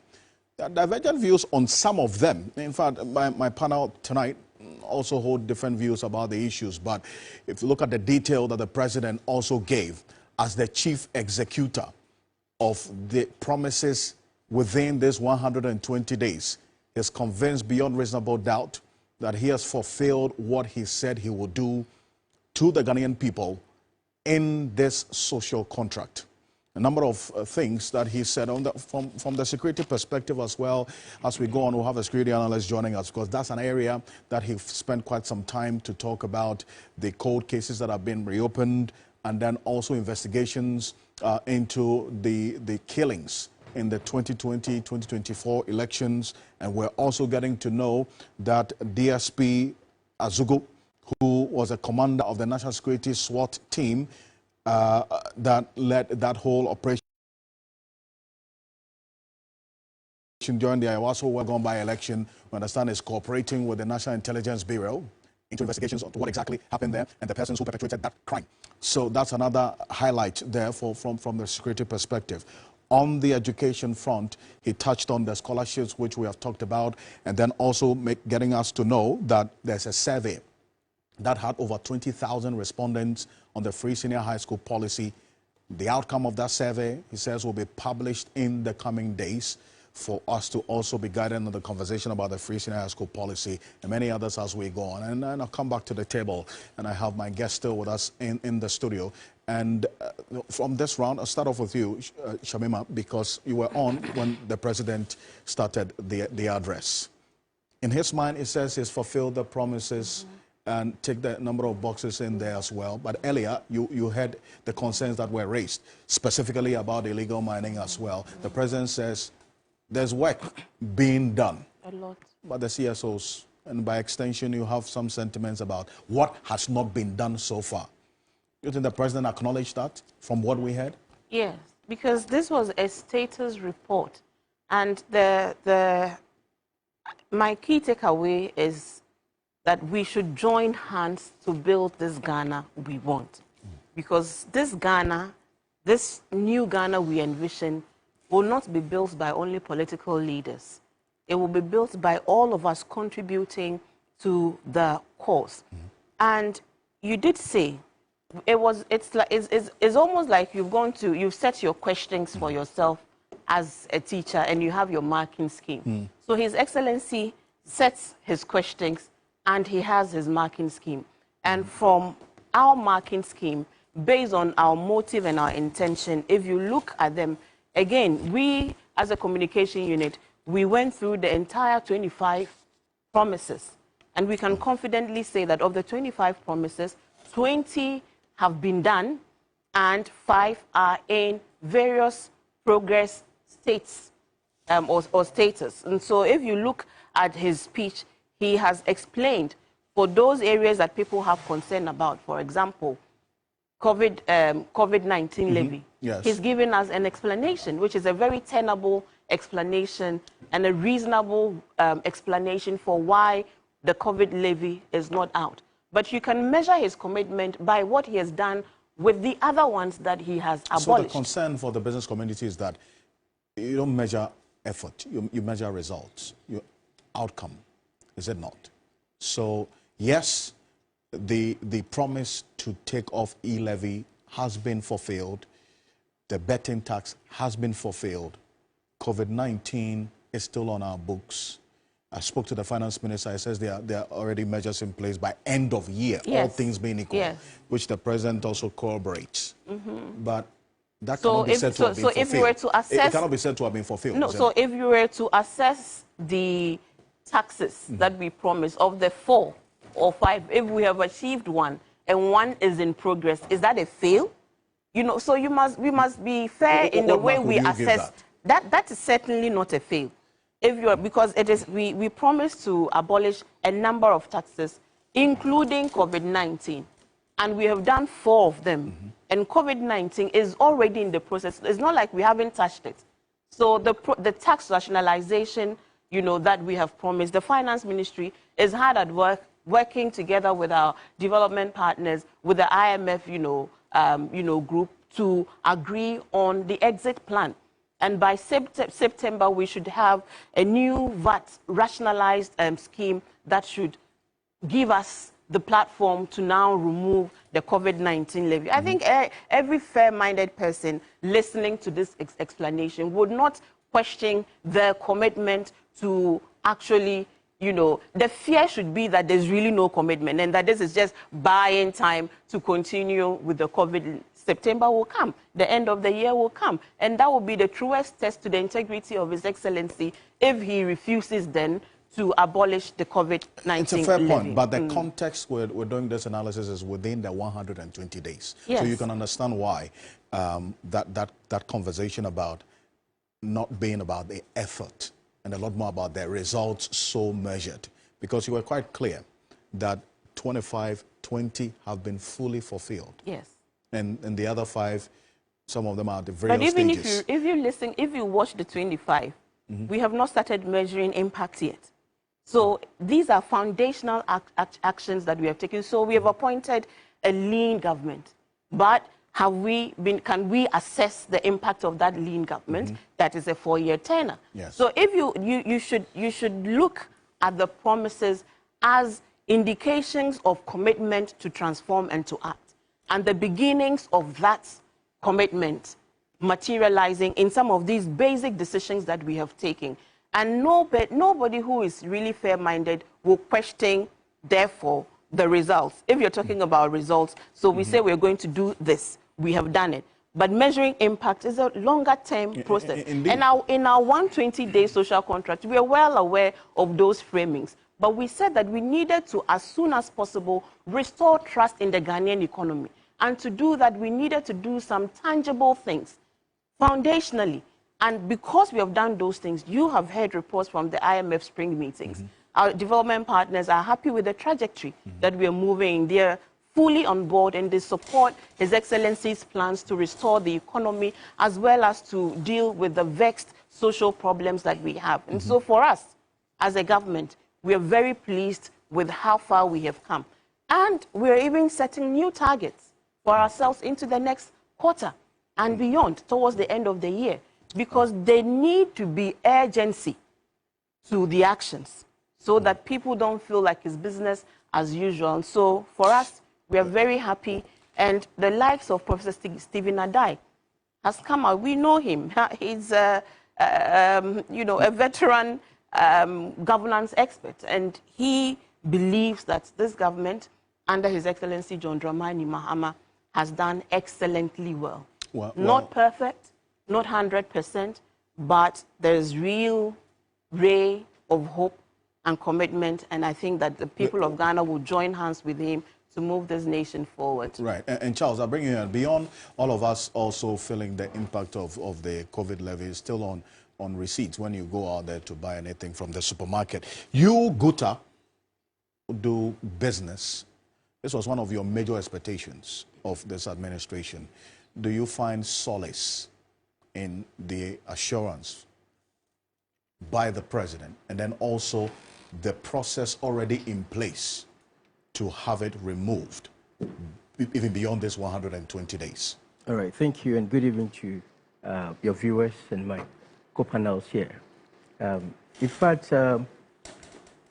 one of the key things that made us have that confidence, proud to the president ascending to presidency is a social contract that he entered with us, because there was a series of meetings on what we need to do in case he has the opportunity to be a president. One of the things that we raised was forest management. One of the things we talk about how we can bring cost of doing business down. One of the things that we're looking at how you can stem inflation, right? And how do you create jobs? How do you make our environment much more attractive so that we can be frontiers of global changes, so far as competitive market in Africa is concerned. So when you do a careful review from January up to date, you could see that the trend is pointing to something positive. Let me take forest. We started with $1 as high as 16 to $1. Now, as we speak, dollar is trading around 13.7. What it does to us as businesses is it reinforces our gains. You see, previous years we were talking about forest highs and how it was depleting our working capital. And when your working capital is depleting as businesses, that means your strain of doing business is going down. And we've said it so many times that businesses or the private sector is the engine of growth of every economy. So when our businesses are collapsing, when our strain is moving down, it means there's no economy. The economy will also be affected. So when you see a situation where there is a pragmatic and conscious program and interventions to arrest what has been collapsing businesses, that gives us some respite. And that's the depreciation of the city? No. The appreciation of the city. You said that the depreciation of the city was collapsing businesses. Exactly. So now we're seeing an improvement in the performance of the city against the dollar. Exactly. And that has positively impacted your businesses. Perfectly, yes. Okay. So when you also look at how forest, cities is outperforming forest, it has a tendency of also affecting inflation. What it does to the ordinary Ghanaian is when inflation comes down, it gives you the purchasing power. So just imagine in the sector, business want to sell. The ordinary Ghanaian doesn't have purchasing power to buy. Where is the economic activity? So economic activity comes standstill. which affect economic growth. So now, if you see one, forest coming down, you see inflation coming down, that means that there's a positive environment for business to grow. One of the things that you also experience when forest size is happening is people lose confidence in the economy. So you see capital flight, you see people buying forest to hold as a store of value, right? That also affects an economy. 2022, you saw businesses, multinationals moving out their business from Ghana. It was because we're losing confidence in our economy. Our cities were depreciating. As we speak now, from January to date, the city has appreciated about 7%. That also means that even our debt to GDP must come down now. That means that there was no need for government looking for taxes from businesses. That's the dollar component of our external debt. Exactly. So when you do the arithmetic, that's supposed to mean that all things being equal, all things being equal, our debt to GDP must come down. That gives us space to grow as a country. That gives us space to grow as businesses. And that, of course, we're also looking at government policy to stem his expenditure, fiscal expenditure. And he has reduced, one, his taste for borrowing. What he does is when government reduces its taste for borrowing, they do not compete with business on the money market. So the crowding out effect is reduced. That means businesses can go to the bank, borrow and recapitalize their businesses for business to grow. When businesses are growing, when businesses are expanding, there's always a need for headcount. That means that private sector can now employ the teeming youth, and we therefore reduces the pressure on government to create jobs for the youth. These are the trajectory that gives us that confidence that if they're able to sustain these policies, there's a future for this country. So the sustainability question is key because, yes, 120 days in focus, but the bigger issue here is beyond the 120 days. We also want the traders to respond to these positive signs by way of, the reduction in the prices, especially of goods and therefore, anytime this comes up, you hear them say that you've already only determinant in terms of price buildup. There are a lot of factors. You're looking at cost of borrowing. Okay. You're looking at utility bills. So you can't take one leg when one leg is doing well to draw a conclusion that price of item must come down. You also want to talk about the VAT system. VAT is a consumption tax. If today I decide to reduce my item, because we're still having a constant higher VAT rate, the price effect will not be felt in the market. So if you want to see real effect of price reduction in the market, the reforms that we're talking about in a VAT system must be addressed as early as possible. The VAT amendment bill that also includes the COVID-19 levy. And you see, you must address the cascading effect even when it comes to the VAT system. We're talking about tax on tax, which of course defiles the basic principle of taxation. But we've had engagement with the finance minister on this. There is that assurance to address this. Does that answer the questions that you have? Of course, we want to believe in them because we've seen some sign that they are committed doing some of the things they promised to do. But until that is done, there shouldn't be an early cry for price reduction in the system. As we speak now, cost of borrowing still remain constant. Join hands with us and ease the burdens more for the people of Ghana. Of course. You see, economic growth is gradual. Yes. All right? So we give it ourselves some time. You know, you don't just jump to reduce price because maybe forest is coming down. You must also avert your mind to cost of replacement. Okay. Right? So you look at all these indicators before you draw a conclusion that this is how it's going to be. But you see, that the reason why you can understand Shabima pushing this is that the only way these economic indicators we talk about, which has improved and going the positive trajectory, is going to make sense to the person watching us, is when it directly translates into the tangibles in the person's life. So you talk about inflation reducing, as we saw today. The government has announced it. We're talking about the CD appreciating against the dollar. There has to be some fiscal specific indicators. That's why she's talking about that at least the reaction from you, reflecting in how you do your business as Guta. Very well. One, forests have come down. It has affected inflation. So we're expecting the policy rate also will come down. When these things are achieved, we can have a very conversation about price reduction. Well, and the other thing, you see, we've been crying out that Ghana is one of the most expensive destinations when it comes to doing business. Now, if we're able to have constant stability within the forest, reduction in inflation, but utility bill goes high. It erodes all the gains. So the call for PURC to increase tariffs should be looked at again, so that you do not subvert all the effort that fiscal policy and money policy have helped us to achieve.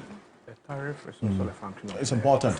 A very key point that you make as well, because that contributes to the cost of production. And Shamima, that's a direct concern that for government you might also want to take into consideration, because you're doing all the other policies to reduce some elements within the cost of production, but utilities as well, we have to go up. I know as an IMF conditionality you had to fulfill, but then again for the businesses, and as much as other factors are looking good, utilities could derail all the positives that you talk about now.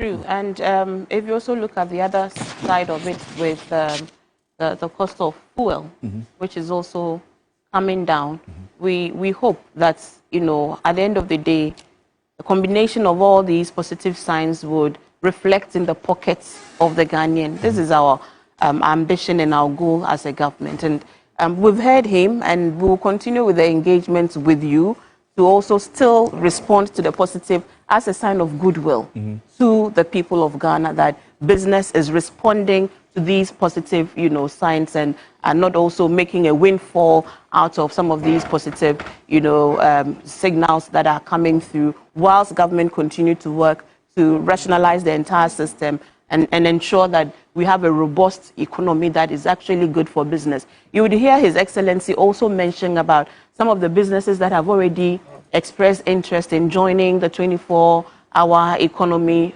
program, and the committee that is also been put in place to look comprehensively at the incentives. So I think this is another opportunity for GUTA and some of its members who are able to run 24-hour shifts to come on board and also benefit from the the provisions that we would have to help them execute the 24-hour mandate for us. So we are ready to do business with business. You hear the President talk about the 24-hour police unit that is going to be created as well in this regard. Dr. Zato, a good measure of the verdict, and then also one that also gives a good outlook going forward beyond 120 days. Your thoughts? Thank you very much. I think there's this general problem or this concern about performance, about what is performance. So if we reduce performance to ticking boxes, if we just say performance ticking boxes, then I can agree with the government and government people that they have done 25 out of the 20. If that is performance. You mean 20 out of 20 out of 25. So if performance is about taking boxes, but we know there is more to performance and there's more to achieving than that. There's a comprehensive report put out today by the Institute of Economic Research and Public Policy. They did something that was really good. They went back to the PNDC. They took Jerry John Rawlings, look at his 11 years. Then they took Jerry John Rawlings, look at his 8 years.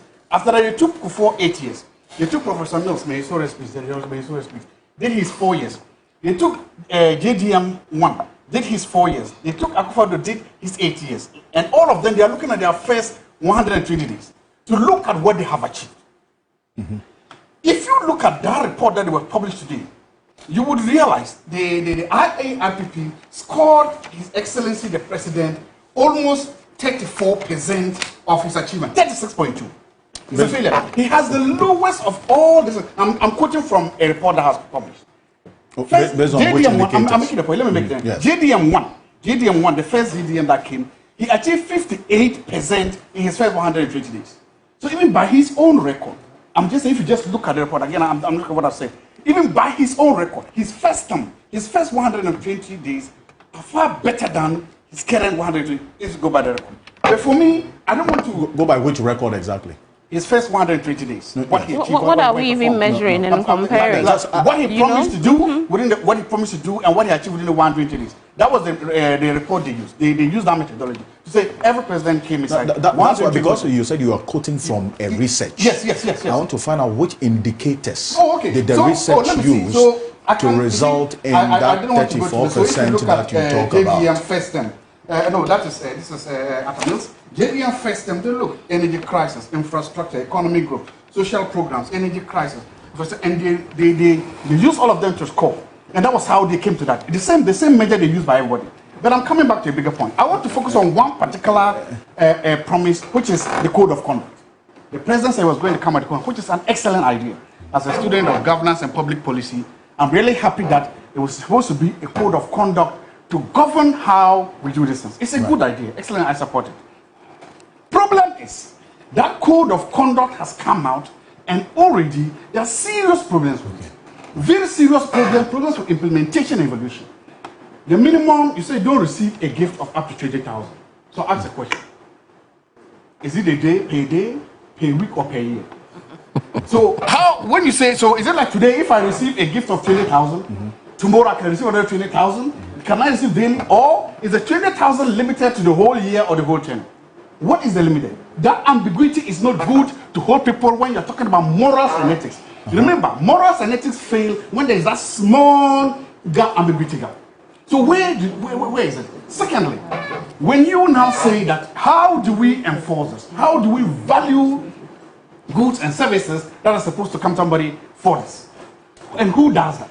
So my point is that when you come, and then we come to realize, and I talked about this earlier, that as the president was talking about, the president was chastising his relatives for not declaring what? Their assets. I know that Shamima has declared his, so Shamima is not part of it. And penalizing them. At the same time, he was doing that. That is good. I'm happy that here was the president saying that, look, I'm putting my foot down. If you're supposed to declare your assets, if you have not done that, there are going to be consequences. You're going to forfeit part of your salary. I agree with that. Okay. But at the same time that the same president was doing that, the same president was delivering. Can I finish my Yes, just. The same president was telling us that he has received gifts. 2 vehicles were donated to him, and that he's returning them to the state. Then we ask the question, who gave you the vehicles? When were they given to you? Why were they given to you? How long did you keep them?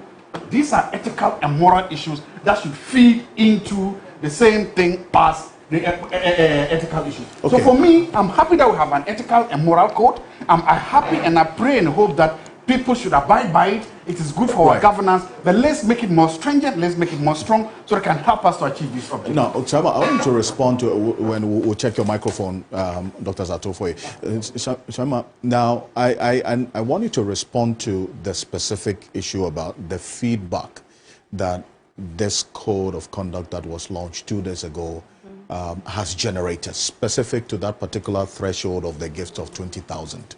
Right. So I am, again, excited that we have turned a new chapter where a government of the day would institute an internal mechanism to align its appointees. It is very essential that in this mandate, which is described as the legacy mandate of His Excellency John Dramani Mahama, all appointees are aligned to the vision, are aligned to the values, are aligned to the conduct expected of public sector, public office holders, especially appointees of His Excellency. It is important that it happens so that we will not plead ignorance in matters that will eventually bring about a bad name to the government. So we are excited that, again, it has to be John Dramani Mahama, His Excellency, that is inviting this nation, that is actually showing by example that you can actually use power and influence to act and enforce, measures that will truly build this democracy. That Dr. Zato, as a political scientist, knows that there is an increasing threat to the sustainability of democracy and good governance, and the erosion that we saw in all of these accountability institutions over the past 8 years need restoration. And that restoration must be led by a new era of leaders totally committed to the cause. And that is the leadership His Excellency is providing with this new code of conduct. Isn't it significant that on the day he launched this code of conduct is the day he announced sanctions against appointees who had breached directives that he had given to those appointees? That is significant. That is integrity. That is an indication of a commitment to enforce the provisions in that particular code of conduct. On the matter of the threshold, these are proposals that have been made in the code by the committee that put it together, who were informed by best practices across the world and our own local context. People are bringing alternative views and making suggestions on how to strengthen the code. Right. These views are all welcome because even the code is a living document. It will lend itself to reforms based on the changing reality of our situation. But that 20,000 threshold for gifts receiving, it's a guideline. And yesterday I said something that has been variously, misrepresented, because my point was that if you look at the everyday expenses of public office holders, you might have to do more than to give a public officer a gift of a value of 20,000 to influence that public officer, because the rationale behind the gift is so that we don't use the avenue of gift giving to exert pressures on public officers to take certain actions or decisions that will be in our interest as, the interface with the individuals that we deal with. Right. But in that same code, it has been said that when you declare gifts that you have received in your official capacity, mind you, it is an exaggeration to say that, oh, will you be receiving gifts? When in your position as a political, do you every day receive gifts from the people you interface with? Because you are supposed, the gift is with respect to your official role and official functions. Okay. What do you do if culturally, and if it's not even a Ghanaian cultural thing, it's a global protocol. When the Czech president came to Ghana, we gave him gifts, he gave us gifts. They have been registered into the president's registry. When we went to Ouagadougou, when he went to Niger, there were gifts exchanges. These are all expectations of protocol behaviors, and good neighborliness. But when it comes to your official duty, because our system lends itself to corruption, we must have some guidelines. And so that is the beginning. If we, into the future, we think that 20,000 as a threshold is a lot to influence MPs and ministers, and we make a case, the president has always been a listening president. He can decide to review it. But for now, this is the code we're going to work with and enforce. And there is an enforcement unit at the presidency. How do we set up a code without any avenue to enforce the provisions of that code? So there is an enforcement unit. And I've also said that appointees reserve the right to seek clarity and clarification on any aspect of the code that they do not understand. They can come to that enforcement unit and seek that clarity so that they don't find themselves at the wrong side of the law. This code does not extort any other institution cloaked with powers to investigate reports of wrongdoing on the side of ministers or public officials. It does not. And so if, as a government actor, you breach the laws of the country, as you'll be punished by the internal code, you would also lend yourself to the external code and the external laws of the country. This is a welcome addition to our democratic dispensation. We must hail it for the significance it presents to us at this time, given what we experienced over the past 8 years, where, democratic institutions were deteriorating, from the judiciary to the legislature. There were the reports. He's quoting a report from IEA. There were reports from Afro. He says IEA. What did he say? Report. IEA. That's why. Institute of Economic and Research and Public Policy. Can I just conclude my? So I'm saying that he's quoted from some research report. There's a reason why I asked for the indicators used for that research. After, I can give a couple of if you talk, because we need if you talk about the Dumso and so on, in the first 120 days of the first term of President John Dramani Mahama, that was not a promise to solve Dumso in the next 120 days. You want me to go ahead and discuss the report? No. You run through the indicators. I think there are different indicators for different government. It's not a one uniform indicator for all government. You cannot do that. So how do you measure on equal? So you continue. you know, how do you measure on-life No, so I'm telling you that in the power sector, you compete with the power sector. What did you promise to do within the first period? You can ask. Did Kufuor promise to do some things in his first 120 days? Yes.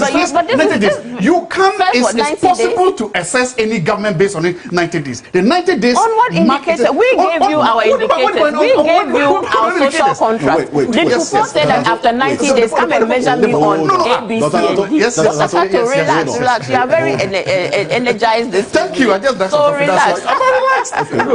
Yes.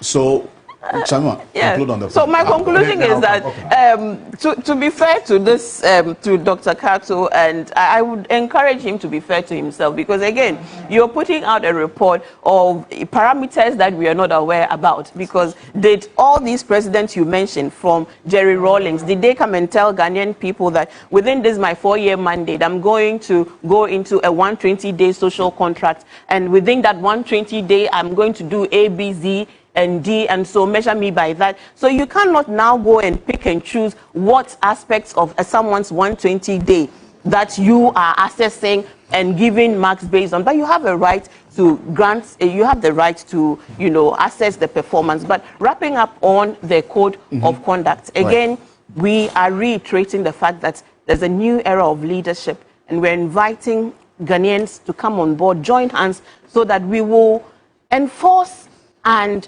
restore this democracy that has, you know, been brought on its knees because of the bad governance. It was not the NDC that came out with reports like the Afrobarometer report, which we can all reference, that said that there were deteriorations in our public institutions, and that trust in our accountability institutions were at an all-time low, and that the leaders of the day had shown increasing heavy-handedness in the way they were stifling press freedom as well as citizens' dissent by rounding up young people who were demonstrating and throwing them in, you know, custody and traumatizing these young people. Today, it is just beautiful that the invitation that His Excellency John Dramani Mahama gave to the people of Ghana, that under his leadership, we are returning to real transparency and to real freedom of expression. The first group of people to test the integrity of that promise must and should and was the New Patriotic Party, because they have tested the promise of His Excellency to test whether he means it when he says Ghanaians can express themselves legally through protestation. So the MPP has already organized 2 public demonstrations, and they have done it peacefully. They were not harassed. They were given access to the security zone. They described the Jubilee House as a security zone, and there was an officer of the president who went to receive. This is what you use executive power. You use it to build. You use it to unite. You use it to enforce the rule of law and due process. I'm going to be coming back a lot more to you on the other issues. But, Darrell, you see, on the point about illegal mining, Galamsey, before we had the president, this is the president's verdict that March 20, 2025, the amendment of LI 2462 commenced in Parliament, and to take out that element of concern that you had about the access given to mining companies to go and mine in forest reserves. That is going to be repealed from the law, and then effectively the Minerals and Mining Act would also be reviewed and amended so as to legally ban mining in all forest reserves. But then this doesn't tick the box for you? Why? Yes, Alfred. So I think that let's put credit where it's due. And the fact is that this government inherited a Herculean tax in terms of the illegal activities going on in our forest reserves. I must say that we've never seen this kind of onslaught on our forest reserves before. But to also promise that you are going to ban illegal mining in our forest reserves and also to ban new mining activities, I guess it's not just about issuing out statements and saying, I'll ban something. Banning something means that there needs to be some indication, evidence that really you have banned mining in forest reserves. And as far as we are concerned, if you go to our forest reserves now, there are mining activities happening, and some of them, illegal mining activities happening, and the government says, I will ban illegal mining activities in forest reserves. So if there are still illegal mining activities going on, then we can't say that we have achieved that. Again, there are really some low-hanging fruit already the government could have taken, because one of the key elements of banning illegality is also coming out with some very, I would say, legislative instruments or evidence to show that you have put in place the necessary framework to really stop people. And one of those kind of legislation that could have been dealt with by now is LI 2462. The government dragged its feet from a point where they inherited a process that was actually going to even repeal it. And a process that they also supported and corroborated with all of us, almost all the CSOs who were asking for a repeal. They rallied behind us and were also demanding a repeal. So we actually had a lot of expectations for them coming into power to say, look, we are already going to take this law away, but they decided to go and amend. And Alfred, let's be clear here. That amendment process was only going to stop or exclude mining from just 30 forest reserves in this country.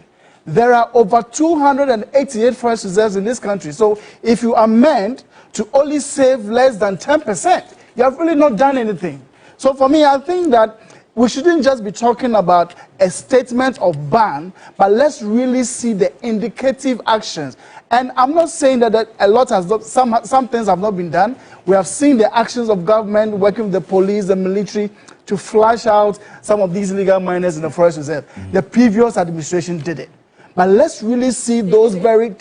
Oh yes, we had Operation Hot, Operation Vanguard, all of these things happened, but they came back. And even with now, this current administration, they are also saddled with the problem where once they go and clear the people, the next time they go back.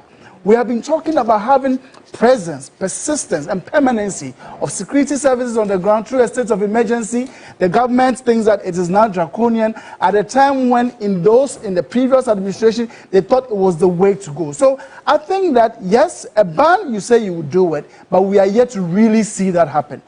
Yes, he did indicate that they are going to roll out Tree for Life. I must agree that has been launched. We are yet to really see the result of that. And then, as part of the Blue Water Initiative, the results in 4 months. No. I said I'm fair in saying that it's been rolled out. I mean, it's been launched, but there's more to be done, and that is something that we are looking forward to.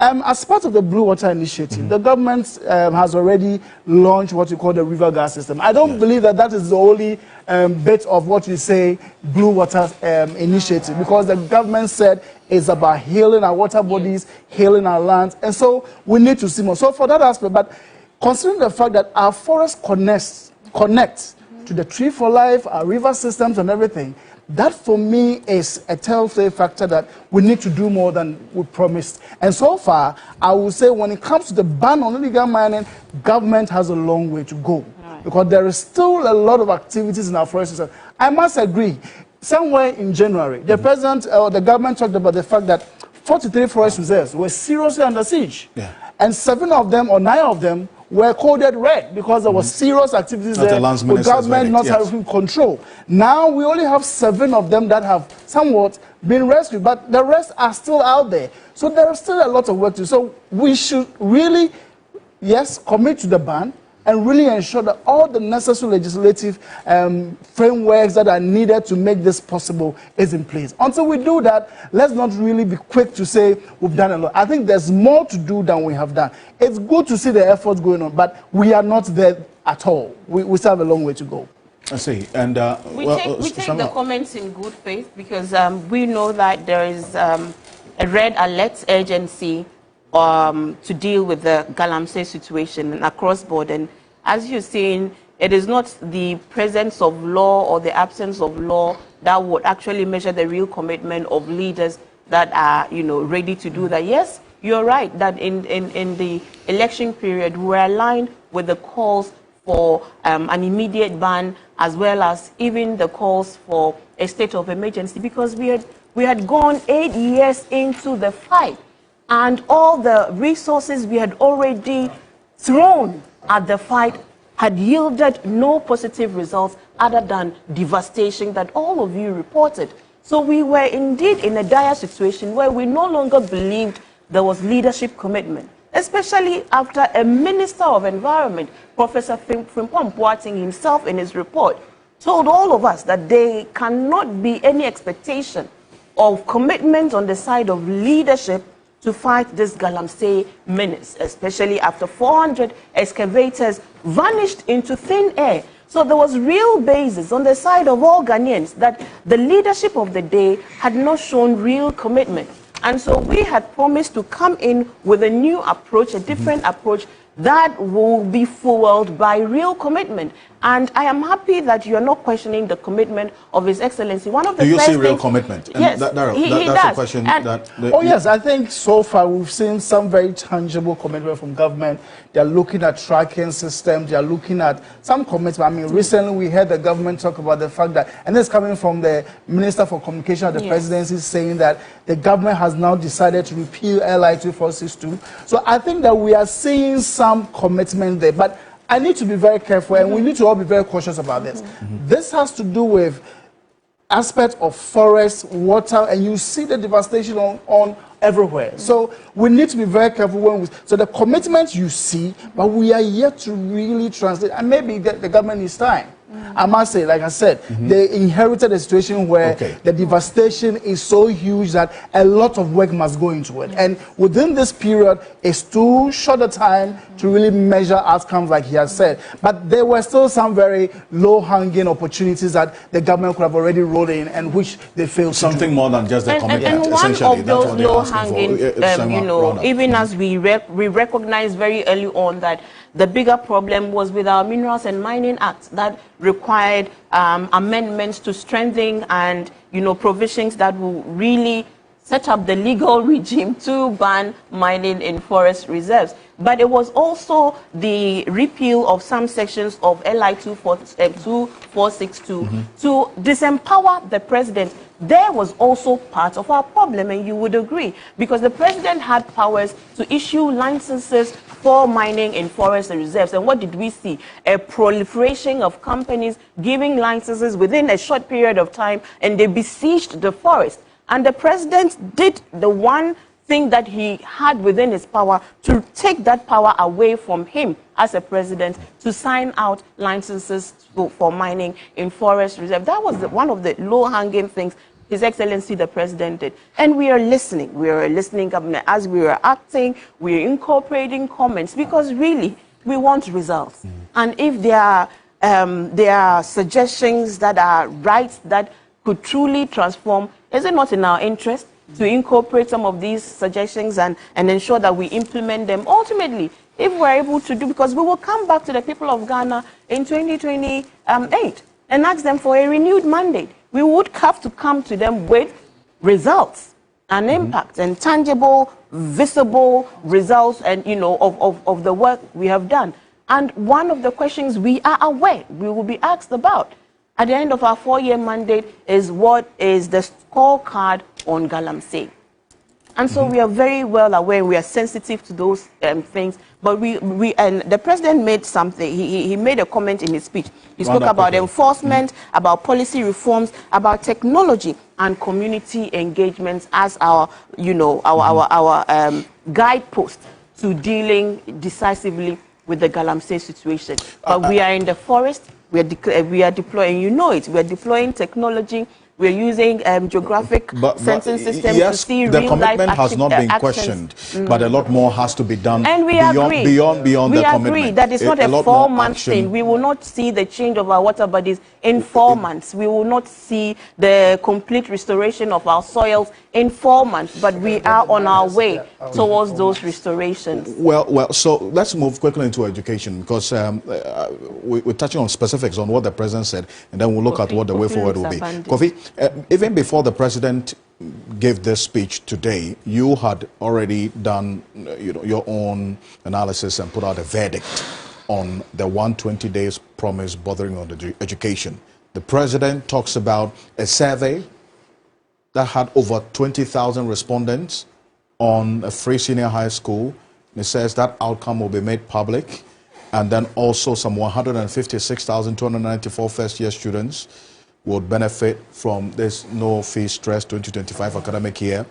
And then also the bit about the persons with disabilities within this particular academic year as well. Some promise has been made. In effect, it says there's data that's going to be presented by the ministry for that promise to also be fulfilled. Based on your own scorecard and what the president has just said, does it take the box for you? The president made 5 promises in education as part of the 25 promises he made under the 120-day covenant. The first was to convene an education conference, which has been done. Second was to commence the distribution of sanitary pads. I'm told it's ongoing. The third was to start a policy to provide free academic user fee for first-year students. Yes. Which the implementation has started. I'm aware that students are now applying for a refund. Students who entered school last year, about 8,000 had applied by this morning. So the process... About 8,000 by this morning, yes, on the portal that the president talked about. So the process is ongoing. 499, almost 500 million allocated for that particular intervention. So budget available, mechanism for managing applications and disbursements in motion. They are here to receive fiscal cash. So it is work in progress, but significantly, the key steps that need to put in place for the intervention to start have been instituted. Related to that is the PWDs, persons with disabilities free tertiary. The same system is being used to register them. They are registering, and there are people on the ground in the tertiary institutions doing verification, check whether they are disabled. So that's also in the process. Budget allocation has been made. So the last one is the scholarship. As I mentioned, the scholarship, the draft bill, I'm told, has been sent to cabinet. My organization submitted a memorandum to the team drafting the bill about 3 weeks ago. So that has also got into very high, because the promise was to lay it in parliament, not pass it late in parliament. If it's at cabinet, from cabinet it's coming to parliament. So obviously the 5 promises are at advanced levels of implementation. See, but there was also the sanitary pads bit. Some 292 million Ghana cedis has been allocated in the budget. The president, in giving that update, indicated that already some allocation has taken place and procurement is going on. The distribution will be done for the 3 packets per term for those at the junior high school level, 4 packets per semester for those at the senior high school level. That's for the sanitary pads as well. You gave the verdict that full-scale distribution yet to commence because schools just reopened 48 hours ago. I must admit that after that initial assessment, I got a briefing from the GES this afternoon that bulk distribution had started in Greater Accra, Ahafo, Central and Western region. They have shipped their consignment there, not to the school level, school level, but then to the regional level. I got that briefing this afternoon from the GES, and so some level of distribution, have started. At the launch, there was a pilot distribution, but in essence, it's already in motion. So for us, many of all the 5 promises are output-based, promises. And so it will be premature to be talking about intermediate outcomes, let alone outcomes in 120 days. If someone promises to provide free tertiary, as I was saying, it wasn't even necessary for the government to refund free tertiary first-year fee for students who went to school under the previous administration. It wasn't necessary. Because you didn't. You make promises that you are going to do after you become president. Yes. But by the time the president became president, The students were already in school. You mean the first year students now? Exactly. So it was within my reasonable contemplation that the free academic facilities fee should have started in September this year. That would be the first batch of students who would have enrolled in school under the current Mahama administration. For the 2025-2026 academic year? Yes, similarly, the free senior high school program did not start in January 2017. Started in September, October. Because that would be the first batch of students who would have enrolled after January 7th. But we have a situation where the government has added an extra burden to reimburse. Reimbursement means that we might end up spending the 499 on that batch.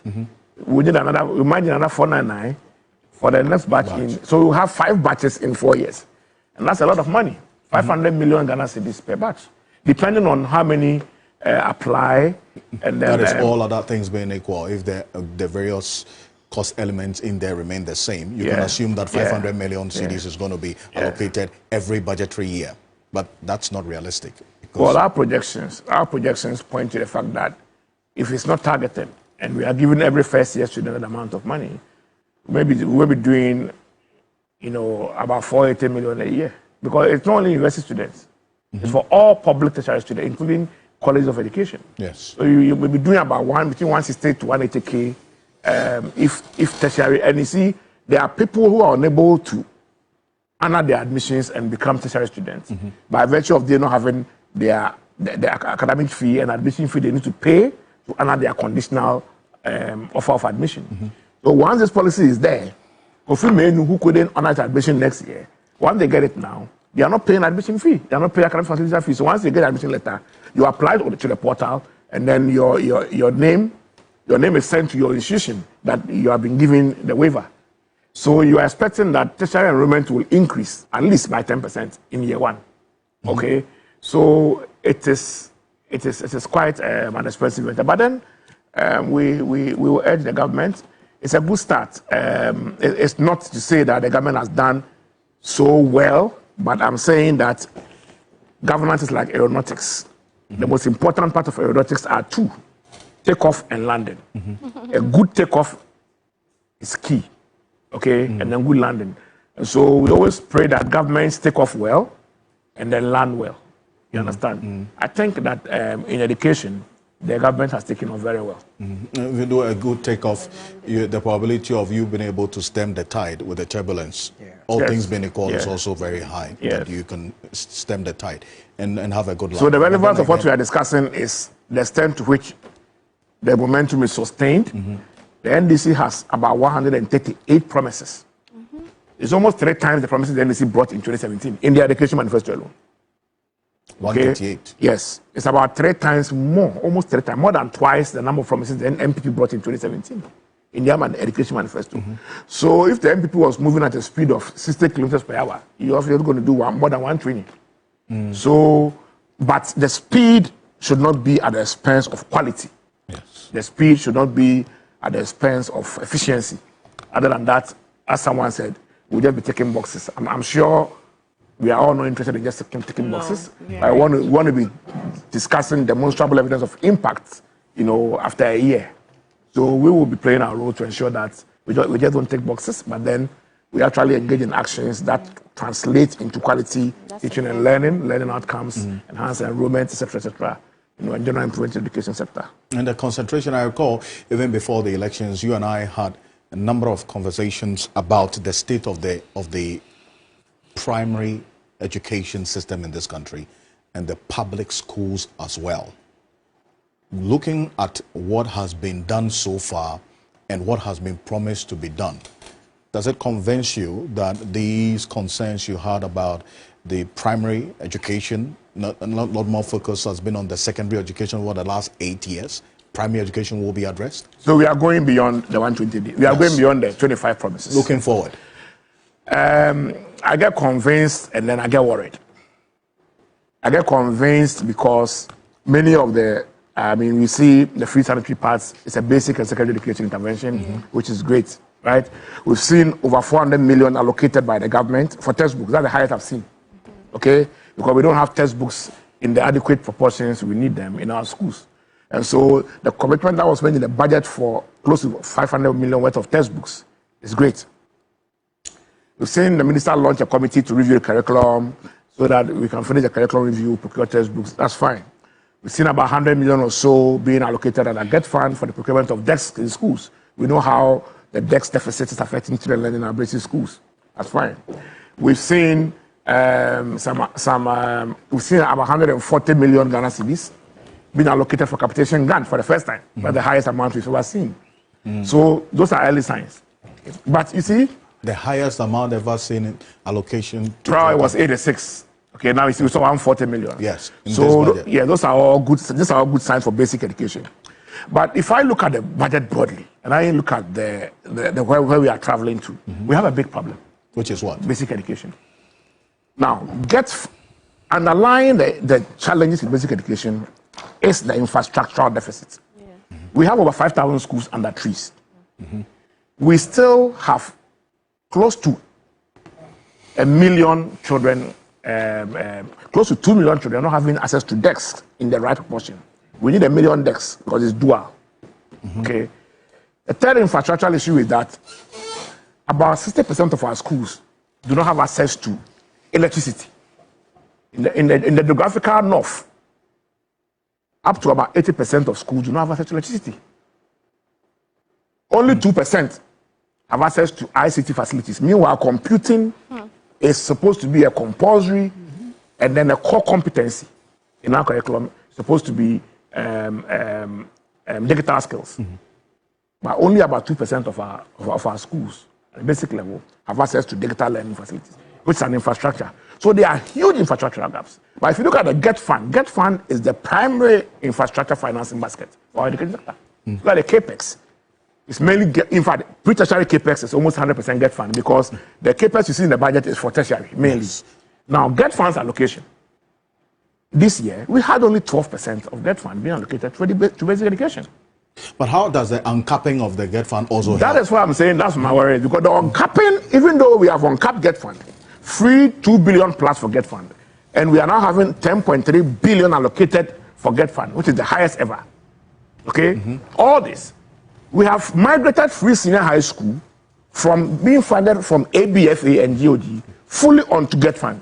And so 3.5 billion chopped off straight into goods and services. That's free senior high school. Yeah. We have also, don't forget, we're also financing partially the no-fee stress and other goods and services interventions from the GET fund. So we find ourselves in a situation where basic education is getting only 12%. Percentage-wise, it is worse than when GET fund was capped. We're doing 21 or 22, like the last year. So we have a problem with infrastructural financing. We have advised the government that they should take free senior high school off GET fund. And put it where? And put it to where they took it from. ABFA? Yes. The ABFA, from the last time I checked, if you look at the budgetary allocation, the appendix, it is funding the big push. Majority of the promises under the big push. Yeah, but free senior high school also needs a bigger push because you see, free senior high school is mainly consumption. 70% of the budget is buying food. It's consumption, goods and services. You don't have a space to build schools. Okay, if you are not building schools, how will you deploy teachers to go and teach in which environment? We have a huge school deficit. We need many schools. 25% of our primary schools do not have access to junior high schools across the country. In the northern region, it's 60%. Primary school. So when they finish primary, there's no junior high school. They drop out. So you have a huge infrastructure deficit from tertiary all the way to basic. So your only infrastructure financing basket cannot be used to go and buy food for senior high school students. You don't do that. And you talk about food because now, as we do know, about 80% of the funding of free senior high school all goes into about feeding. 70%, yes. And feeding. The rest buy uniforms and then church clothes and then PE kits and then exercise books. You know what I'm talking about. Yes. So that's the challenge we have. So Adam Senano is a co-chair of the Citizens Movement Against Corruption. He's joining us on Zoom. But Shamima, that proposal about targeting, it keeps coming up because when this free senior high school policy started, the conversation about targeting was rife, so that it wouldn't be wholesale. You use data to target those who really need it, and this conversation about targeting is coming up again with the first year no free stress policy. If the financials is anything to go by, we are seeing all things being equal, some 499 million every budgetary year, times the 5 by end of 2028. A lot of money. That's quite some money. Is it one that you would consider going forward? The conversation about targeting, identifying the first year students in the tertiary institutions, public tertiary institutions who really need that help. I think that question sits directly in the purview of the education minister, and we must leave him to be able to address that. And Kofi was integral to the education forum. Yeah. I'm sure all of his proposals are contained in them. Yeah. And so we should be hearing what recommendations within the education, dialogues we will be taking aboard. And I'm sure we will have some information in that regard in the not so distant future. Mm-hmm. It's a big issue. I mean, looking at even beyond the tertiary, the basic education that he identifies as well. I think that's one of the issues that... Parents must share their opinions on this matter. I think parents must share, civil society must share, and we must have a certain sense of what is a national consensus around these very vexatious matters. So we don't take a decision that will ultimately become very unpopular and that will, cost the party because the party is not listening to what the people are saying. I think that it is also our duty, and you have put it very brilliantly, to present the picture to the people. Yeah. And let us all agree. Personally, this is what I think we should do. What is realistic and what will ultimately benefit us as a country and help our education stand the test of time. Because you can't eat your cake and have it, right? I saw teachers demonstrating today. Yeah. And we're having a conversation. So I happen to be in a graduate teachers, yes. And I was having a conversation with one of them. And then the person was very agitated. I said, look, relax. Yes, you have been teaching, you've not been paid. But let me try and explain what is happening to you. We have a budget. 70% of the budget is being used to pay salaries. Listen very well.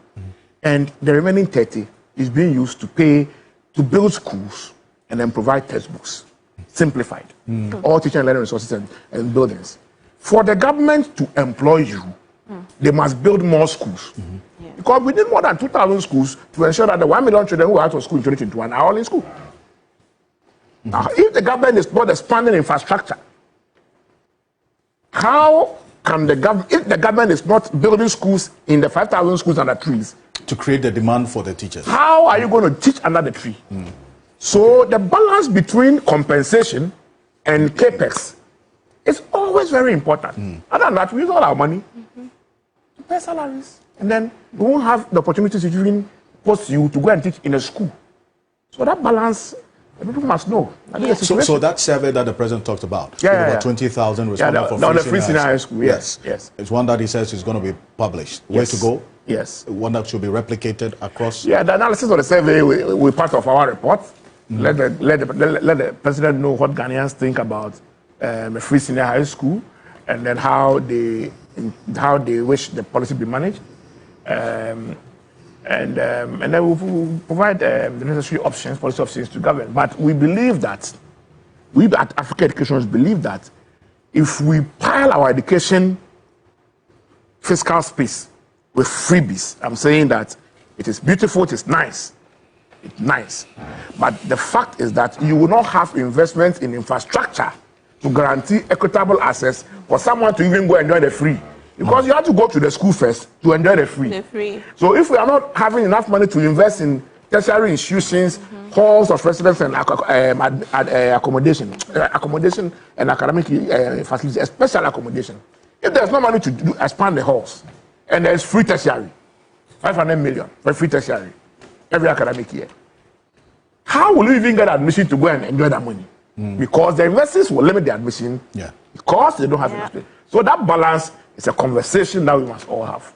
Right, and let me go on to Zoom now. Adam Senanu is a co-chair of the Citizens Movement Against Corruption, and that leads us to the next part of the president's presentation today of his 120-day promise and the verdict.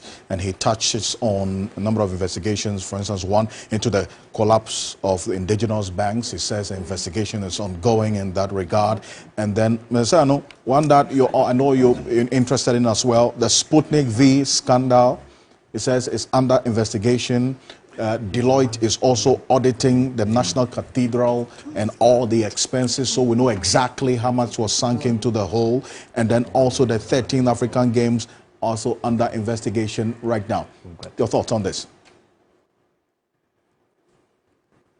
Well, it's always good when we have comprehensive actions being taken so that we don't have issues that have come up and they have not been absolutely dealt with. And so it is good to know that the government of the day is ensuring that we pick up where we left off. And these things are going to be properly looked at the point at which the facts are provided to all of us to make a determination on what actually transpired. I think that the commitment to ensuring that if we didn't have value for money, we go back and ensure that the right things are done, lessons are learned, and we move on. It's a very crucial part of ensuring that we do much better moving forward. And in talking about doing much better, what are the specific expectations you have of these investigations ongoing? Especially because, for instance, the National Cathedral, it's a conversation we've been having. The 13th African Games, I engaged you on it as well. What are the expectations of these investigations ongoing as we speak? You see, impunity continues when individuals begin to think that I can get away with murder. I can get away with any kind of action I take. To the extent that the state shows that, look, at the worst case scenario, every 4, if not every 8 years, there's going to be a government change. And you should expect that all the issues that have come up will be investigated. And persons found culpable will be appropriately dealt with, sanctioned where necessary, monies retrieved. That begins to set the right kind of precedent and the context within which people will take their actions. And so for me, it is always good. I mean, some people would like to immediately after say it's witch hunting. I don't see any witch hunting here. The architecture of our governance is one that has resulted in where we find ourselves, which is that either every 4 or 8 years, you're going to get some change. That change is going to mean that the new government coming in will put a microscope to what transpired before. The agencies of government pick up the pieces where it is necessary, especially if the government the day did not make efforts to properly investigate or, as it were, take action. I think that sets the precedent. And so my expectations are, first of all, these actions sets a certain tone for us to know that there will be that cycle from time to time, and you can't get away with impunity. Second thing is, this country is bleeding, and it has lost a lot of money. We find ourselves at a place where we do need retrieval of resources that have been, wasted or that have been illegally acquired, including assets, whatever we can get back. And beyond that, also to sanction persons who have willfully, intentionally, defrauded the state of resources that we could have been using for our development purposes. So I'm expecting that there will be retrieval of monies. I'm expecting that assets illegally gotten will be, taken away from people. I'm expecting that people will be sanctioned. So it sets the right precedent. And all of these things are important, as it were, to consolidate good governance and, of course, to promote our anti-corruption fight in this country. And talk about anti-corruption, in terms of the commitment to the fight against corruption, and then also the indicators within this 120 days, what would your verdict be? I think that the president has set the right kind of tone, showing an interest in ensuring that his officers do the right thing and that cases are being followed up on.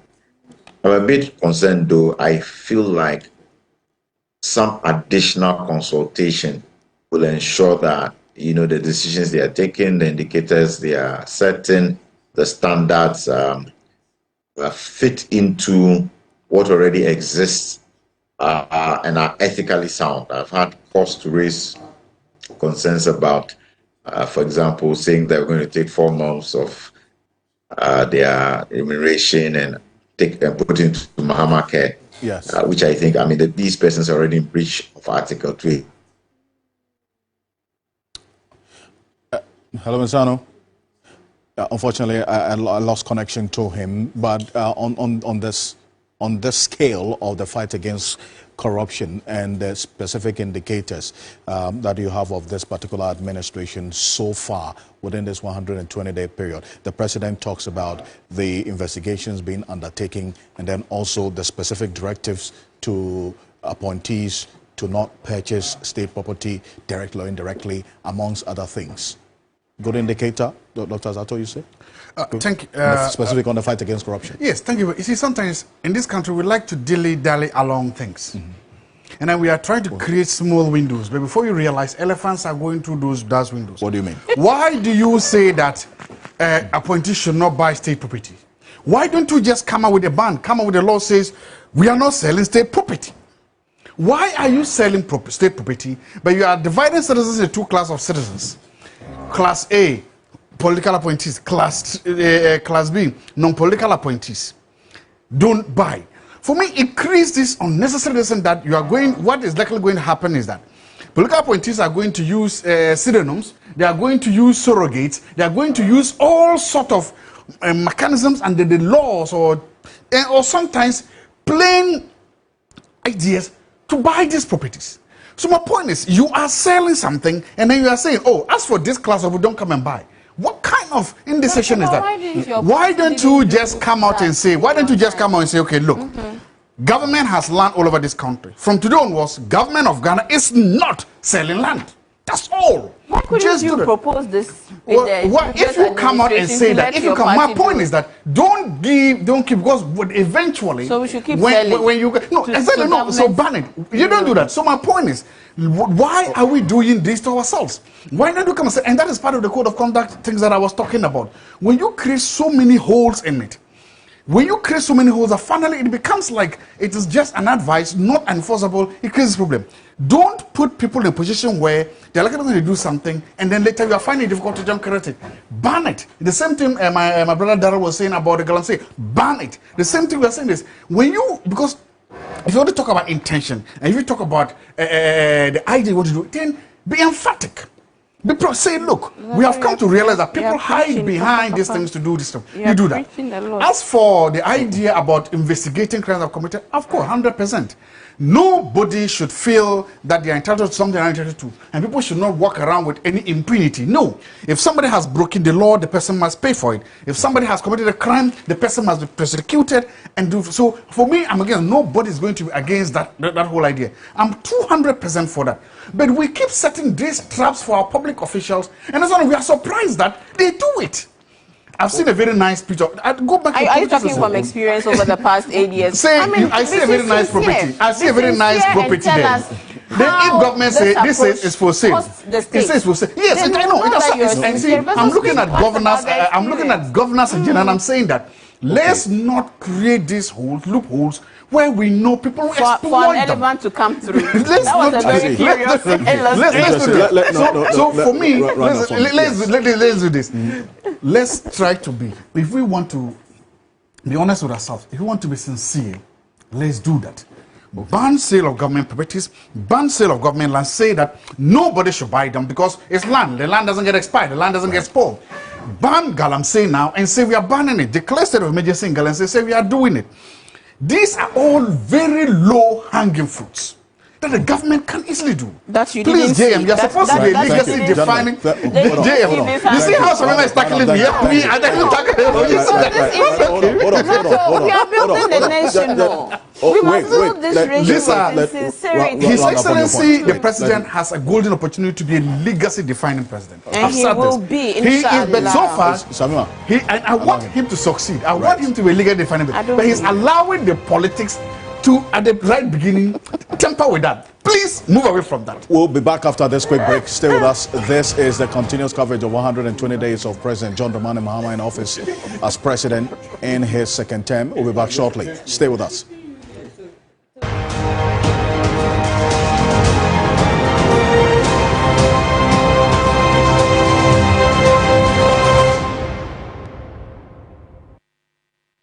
Mirror into one pan out to me did say. Missy, divine mixture and up to me appetite. I'm a manumati 1 year and saying between me did you. Mirror, so no divine mixture be and all dear see me. Saint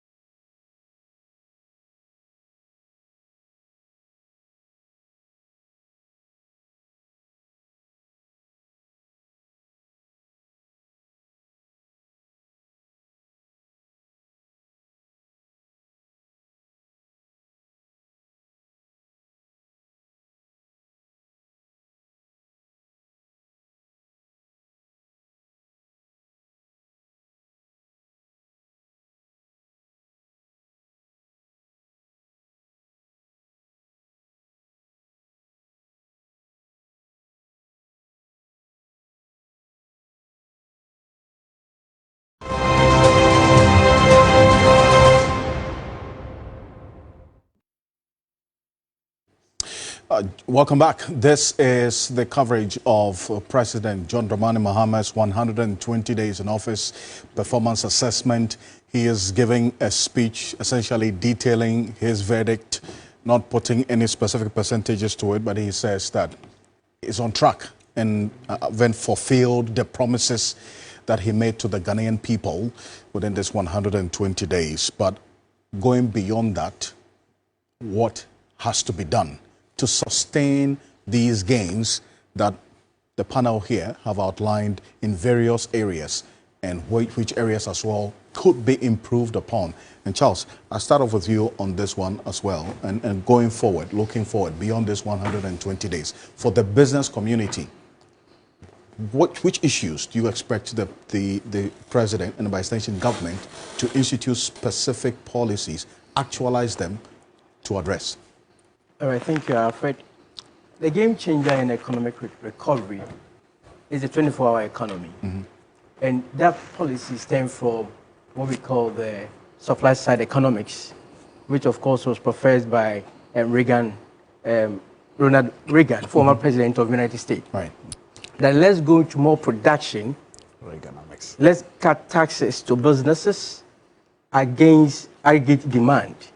When there's more production, prices of items will come down. Mm-hmm. But what I want government to do, let's learn something from 1D, 1F. What were the challenges of 1D, 1F that we did not get the optimal value of it? Mm-hmm. Okay, right. When you listen to most of our people that subscribe to that policy, the challenge was source of funding. When the funding house do not understand the dynamics, the challenges of the sector and the industry, funding is mismatched and it collapsed. Two, one of the things that we talk about is utility bills. When we are overly dependent on hydro supply of power, it is affecting cost of doing business. Can we be looking at other sources like solar for businesses within the 24-hour economy policy? Can we also be looking at building the capacity of businesses? You see, sometimes it's not about funding the business, it's about the technical know-how. It's about the capacity to understand what must be done at what point, what model or strategy must be adapted to survive in these challenges. These are some of the things that we're looking at. And finally of it is a tax regime. Right. And from the birth of the 24-hour, cut taxes to businesses. Okay. Anytime you give those savings to businesses, the savings are revamped into the economy. And the multiplier effect is you government also enjoy through taxes like corporate income tax. Mm-hmm. What we want to say that, yes, we don't have total access to the international capital market, right? Mm-hmm. There are businesses in Ghana, there are local investors that have excess liquidity. Mm-hmm. They are looking for where to apply this investment. Right. Can we go to private-public partnership in terms of capital expenditure? A typical example, Kumasi Accra Road. Okay. Can we give it to the private people? Right. To do a true BOT, build, operate, transfer. Okay. In that way, you are encouraging local business to be part of the economic recovery. Okay. Currently, most people want to take their investment and buy properties in Dubai. So let's look at how do we inculcate the local business into the process of economic recovery. Mm-hmm. That is the way to go. Perfect point. Thank you very much. And Dr. Zato, looking forward beyond the 120 days, you've made some proposals along the way, but what are the specific expectations in terms of policy intervention and government decisions going forward that you hope to see? Thank you very much. I'm a little bit apprehensive or worried about the survey that His Excellency talked about they are going to do. If you what survey you're talking about? The survey has been done on the Free Senior High School. Yes. It's been done. Over 20,000 respondents. Yes. He says it's going to be published. It's published. Because if you hear the expert talking about education, we need a lot there. I'm afraid that we may be moving towards a system of means testing in the education sector. And if we do that, when we do that, not only will it be an ideological and philosophical betrayal of the political left, it will cause irreparable damage to our educational sector. So I'm hoping and praying that when it happens, that we don't go the way of means testing. We should not. the gentleman was talking about so many things. Yes. Wait, you talk about means testing, essentially talking about not the wholesale application of the free SHS policy. In fact, I was happy when on the State of the Nation address, His Excellency the President said that the free HSS again, he's going to keep it like that and make it stronger and better. That's what I choose. That make it stronger, make it better. Well, I think they need more money, they need more resources. Do that. Please don't use means testing in education. It won't help anybody. Well, Kofi, we will let the data speak in our reports. We engaged 20,000 respondents in our survey. We engaged over 2,000 participants across the country. We received over 2,000 proposals through our email from Ghanaians women abroad. So we will take a decision based on the evidence. There are two things I want to see going forward. One is that, yes, we've seen a lot of initiatives being launched. Those are great starts. We want to see policies being developed for the initiatives. I want to see policy guidelines developed to guide in proper operationalization of these interventions so that they don't become promises, but then they are mainstreamed into formal policy. We want to see these beautiful interventions being sustained into education policy. We don't want it to become the promise of a party that came or the promise of Mahama that after 4 years you won't see it. If free sanitary pads is good, it must remain. And indeed, it must remain. So we want to see policies and then policy guidelines developed for all the transcends beyond administrations. Yes, because we've seen policies in this country that were implemented for years without a policy document or a policy guideline. Without these two, it becomes difficult to effectively and efficiently implement the policy and measure its impact. It's like a bill, because the free SHS did not have a bill. Even the policy was in draft for about 2 years or 3 years, and then when it was finalized, it became a secret. You understand? And so people think there was no policy, but there was a policy. But then in the first 2 years, there was no. It was a draft, you know. And so let's develop policy for the no fee stress. Let's develop a policy for the free tertiary for PWDs, a policy for the free sanitary towels, and then let's develop policy guidelines so that the public will know that this is the framework within which we are implementing these interventions. The second thing, which is the last thing, is that we want to see, we've seen about 500 million being allocated for free tertiary.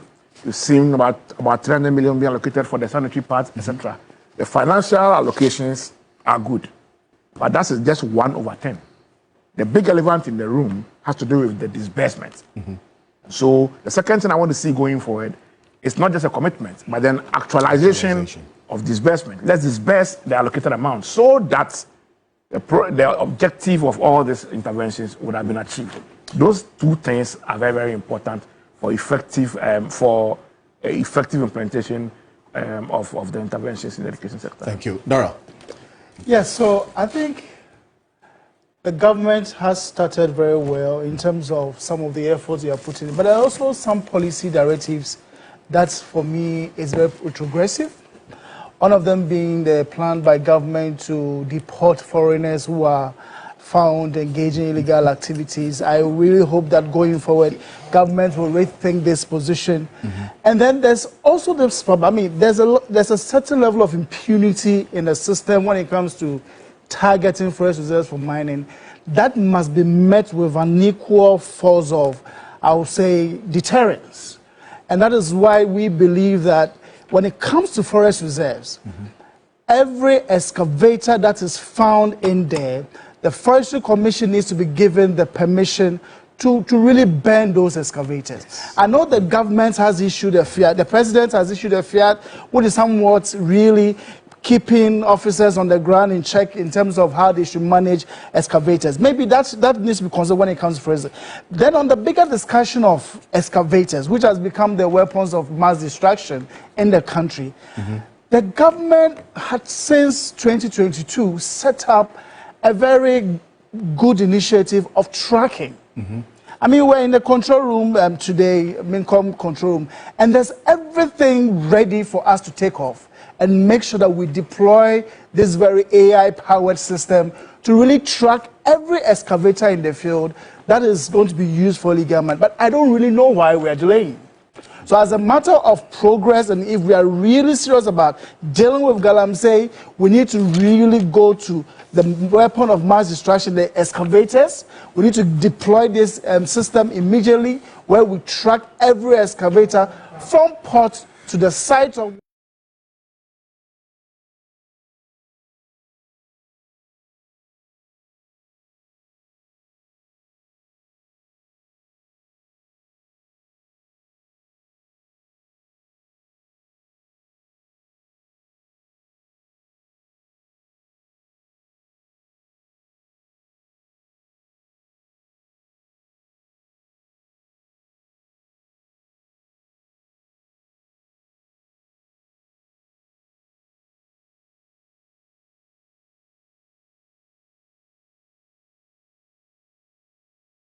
So we need to have a system where a mining regime is that robust to also recognize the social and environmental costs and make miners responsible for the damage they cause to the environment. Not just because we are just interested in the gold, they take it and they go away. Right. We need to really look at that. So I think that if we take all of these on board and really the government puts in place the necessary legislative framework, repeal LI 2462, I've heard the government talk about going to review the Minerals and Mining Act to really now give comprehensive protection to forest reserve. Let's do that, and it should be very immediate. Right.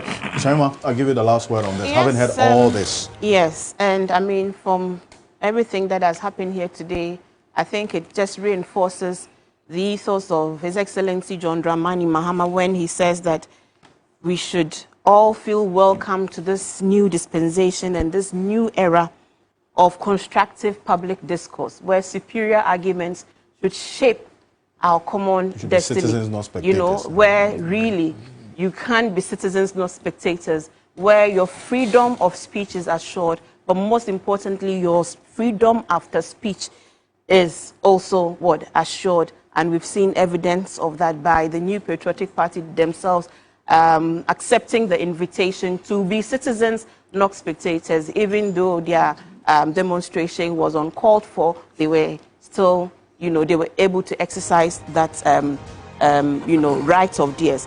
So join hands is the clarion call and the call to action by His Excellency. Join hands and let us build this, country well. And such was the culture of silence that Dr. Zato himself could not give his beautiful advice to his own government in the previous, administration. It is a new era now. And Bright also says that he would also donate 2 months of his salary to the Mahama Care. So again, join us and join hands and let us do operationalize Mahama Care. Professor Joshua Alabi sent a message, and I'm aligned to it. I want to read. He says that when someone promises to build a house and commits to completing the foundation within the first 120 days and then fulfills that promise, it reflects clear progress and strong commitment to achieving such milestones. Also shows that there is true dedication to completing the project. Let's continue to support and encourage the builder, because this house is being built for those who truly need it. And even as much as we say that, I want to conclude by inviting dear fellow Ghanaians to assess us on the same basis that we also assessed the previous government. We assess them on the basis of the character of their leadership, the conduct of members of that administration, and their general competence. And so we invite you, measure our competence by the tangibles that we are delivering. Right. Look out for the software of this administration, where His Excellency has enjoined all of us, appointees, to give a different feel and character to this government, aligned by the common vision and values of trust, of transparency, of accountability, of responsiveness to the needs of our people, of prudence in the management of our collective resources. Right. And so when we are able to do this, we will together join hands and build this Ghana that we deserve, that we want together. Please come on board. And we're looking forward to the next 4 months. Thank you. Shamima Muslim. Thank you. Yes. Thank you. Shamima Muslim is Deputy Government Spokesperson. Also joining us is Dr. Joshua Zato, Lecturer of Political Science, University of Ghana. Is a governance expert as well. Also, with us Charles Kusi Apia Kobi, and he is in charge of the Economic and Business Bureau of the Ghana Union of Traders Association. There was a message from Professor Smart Sapon to you that Guta will always have a reason not to reduce their prices. so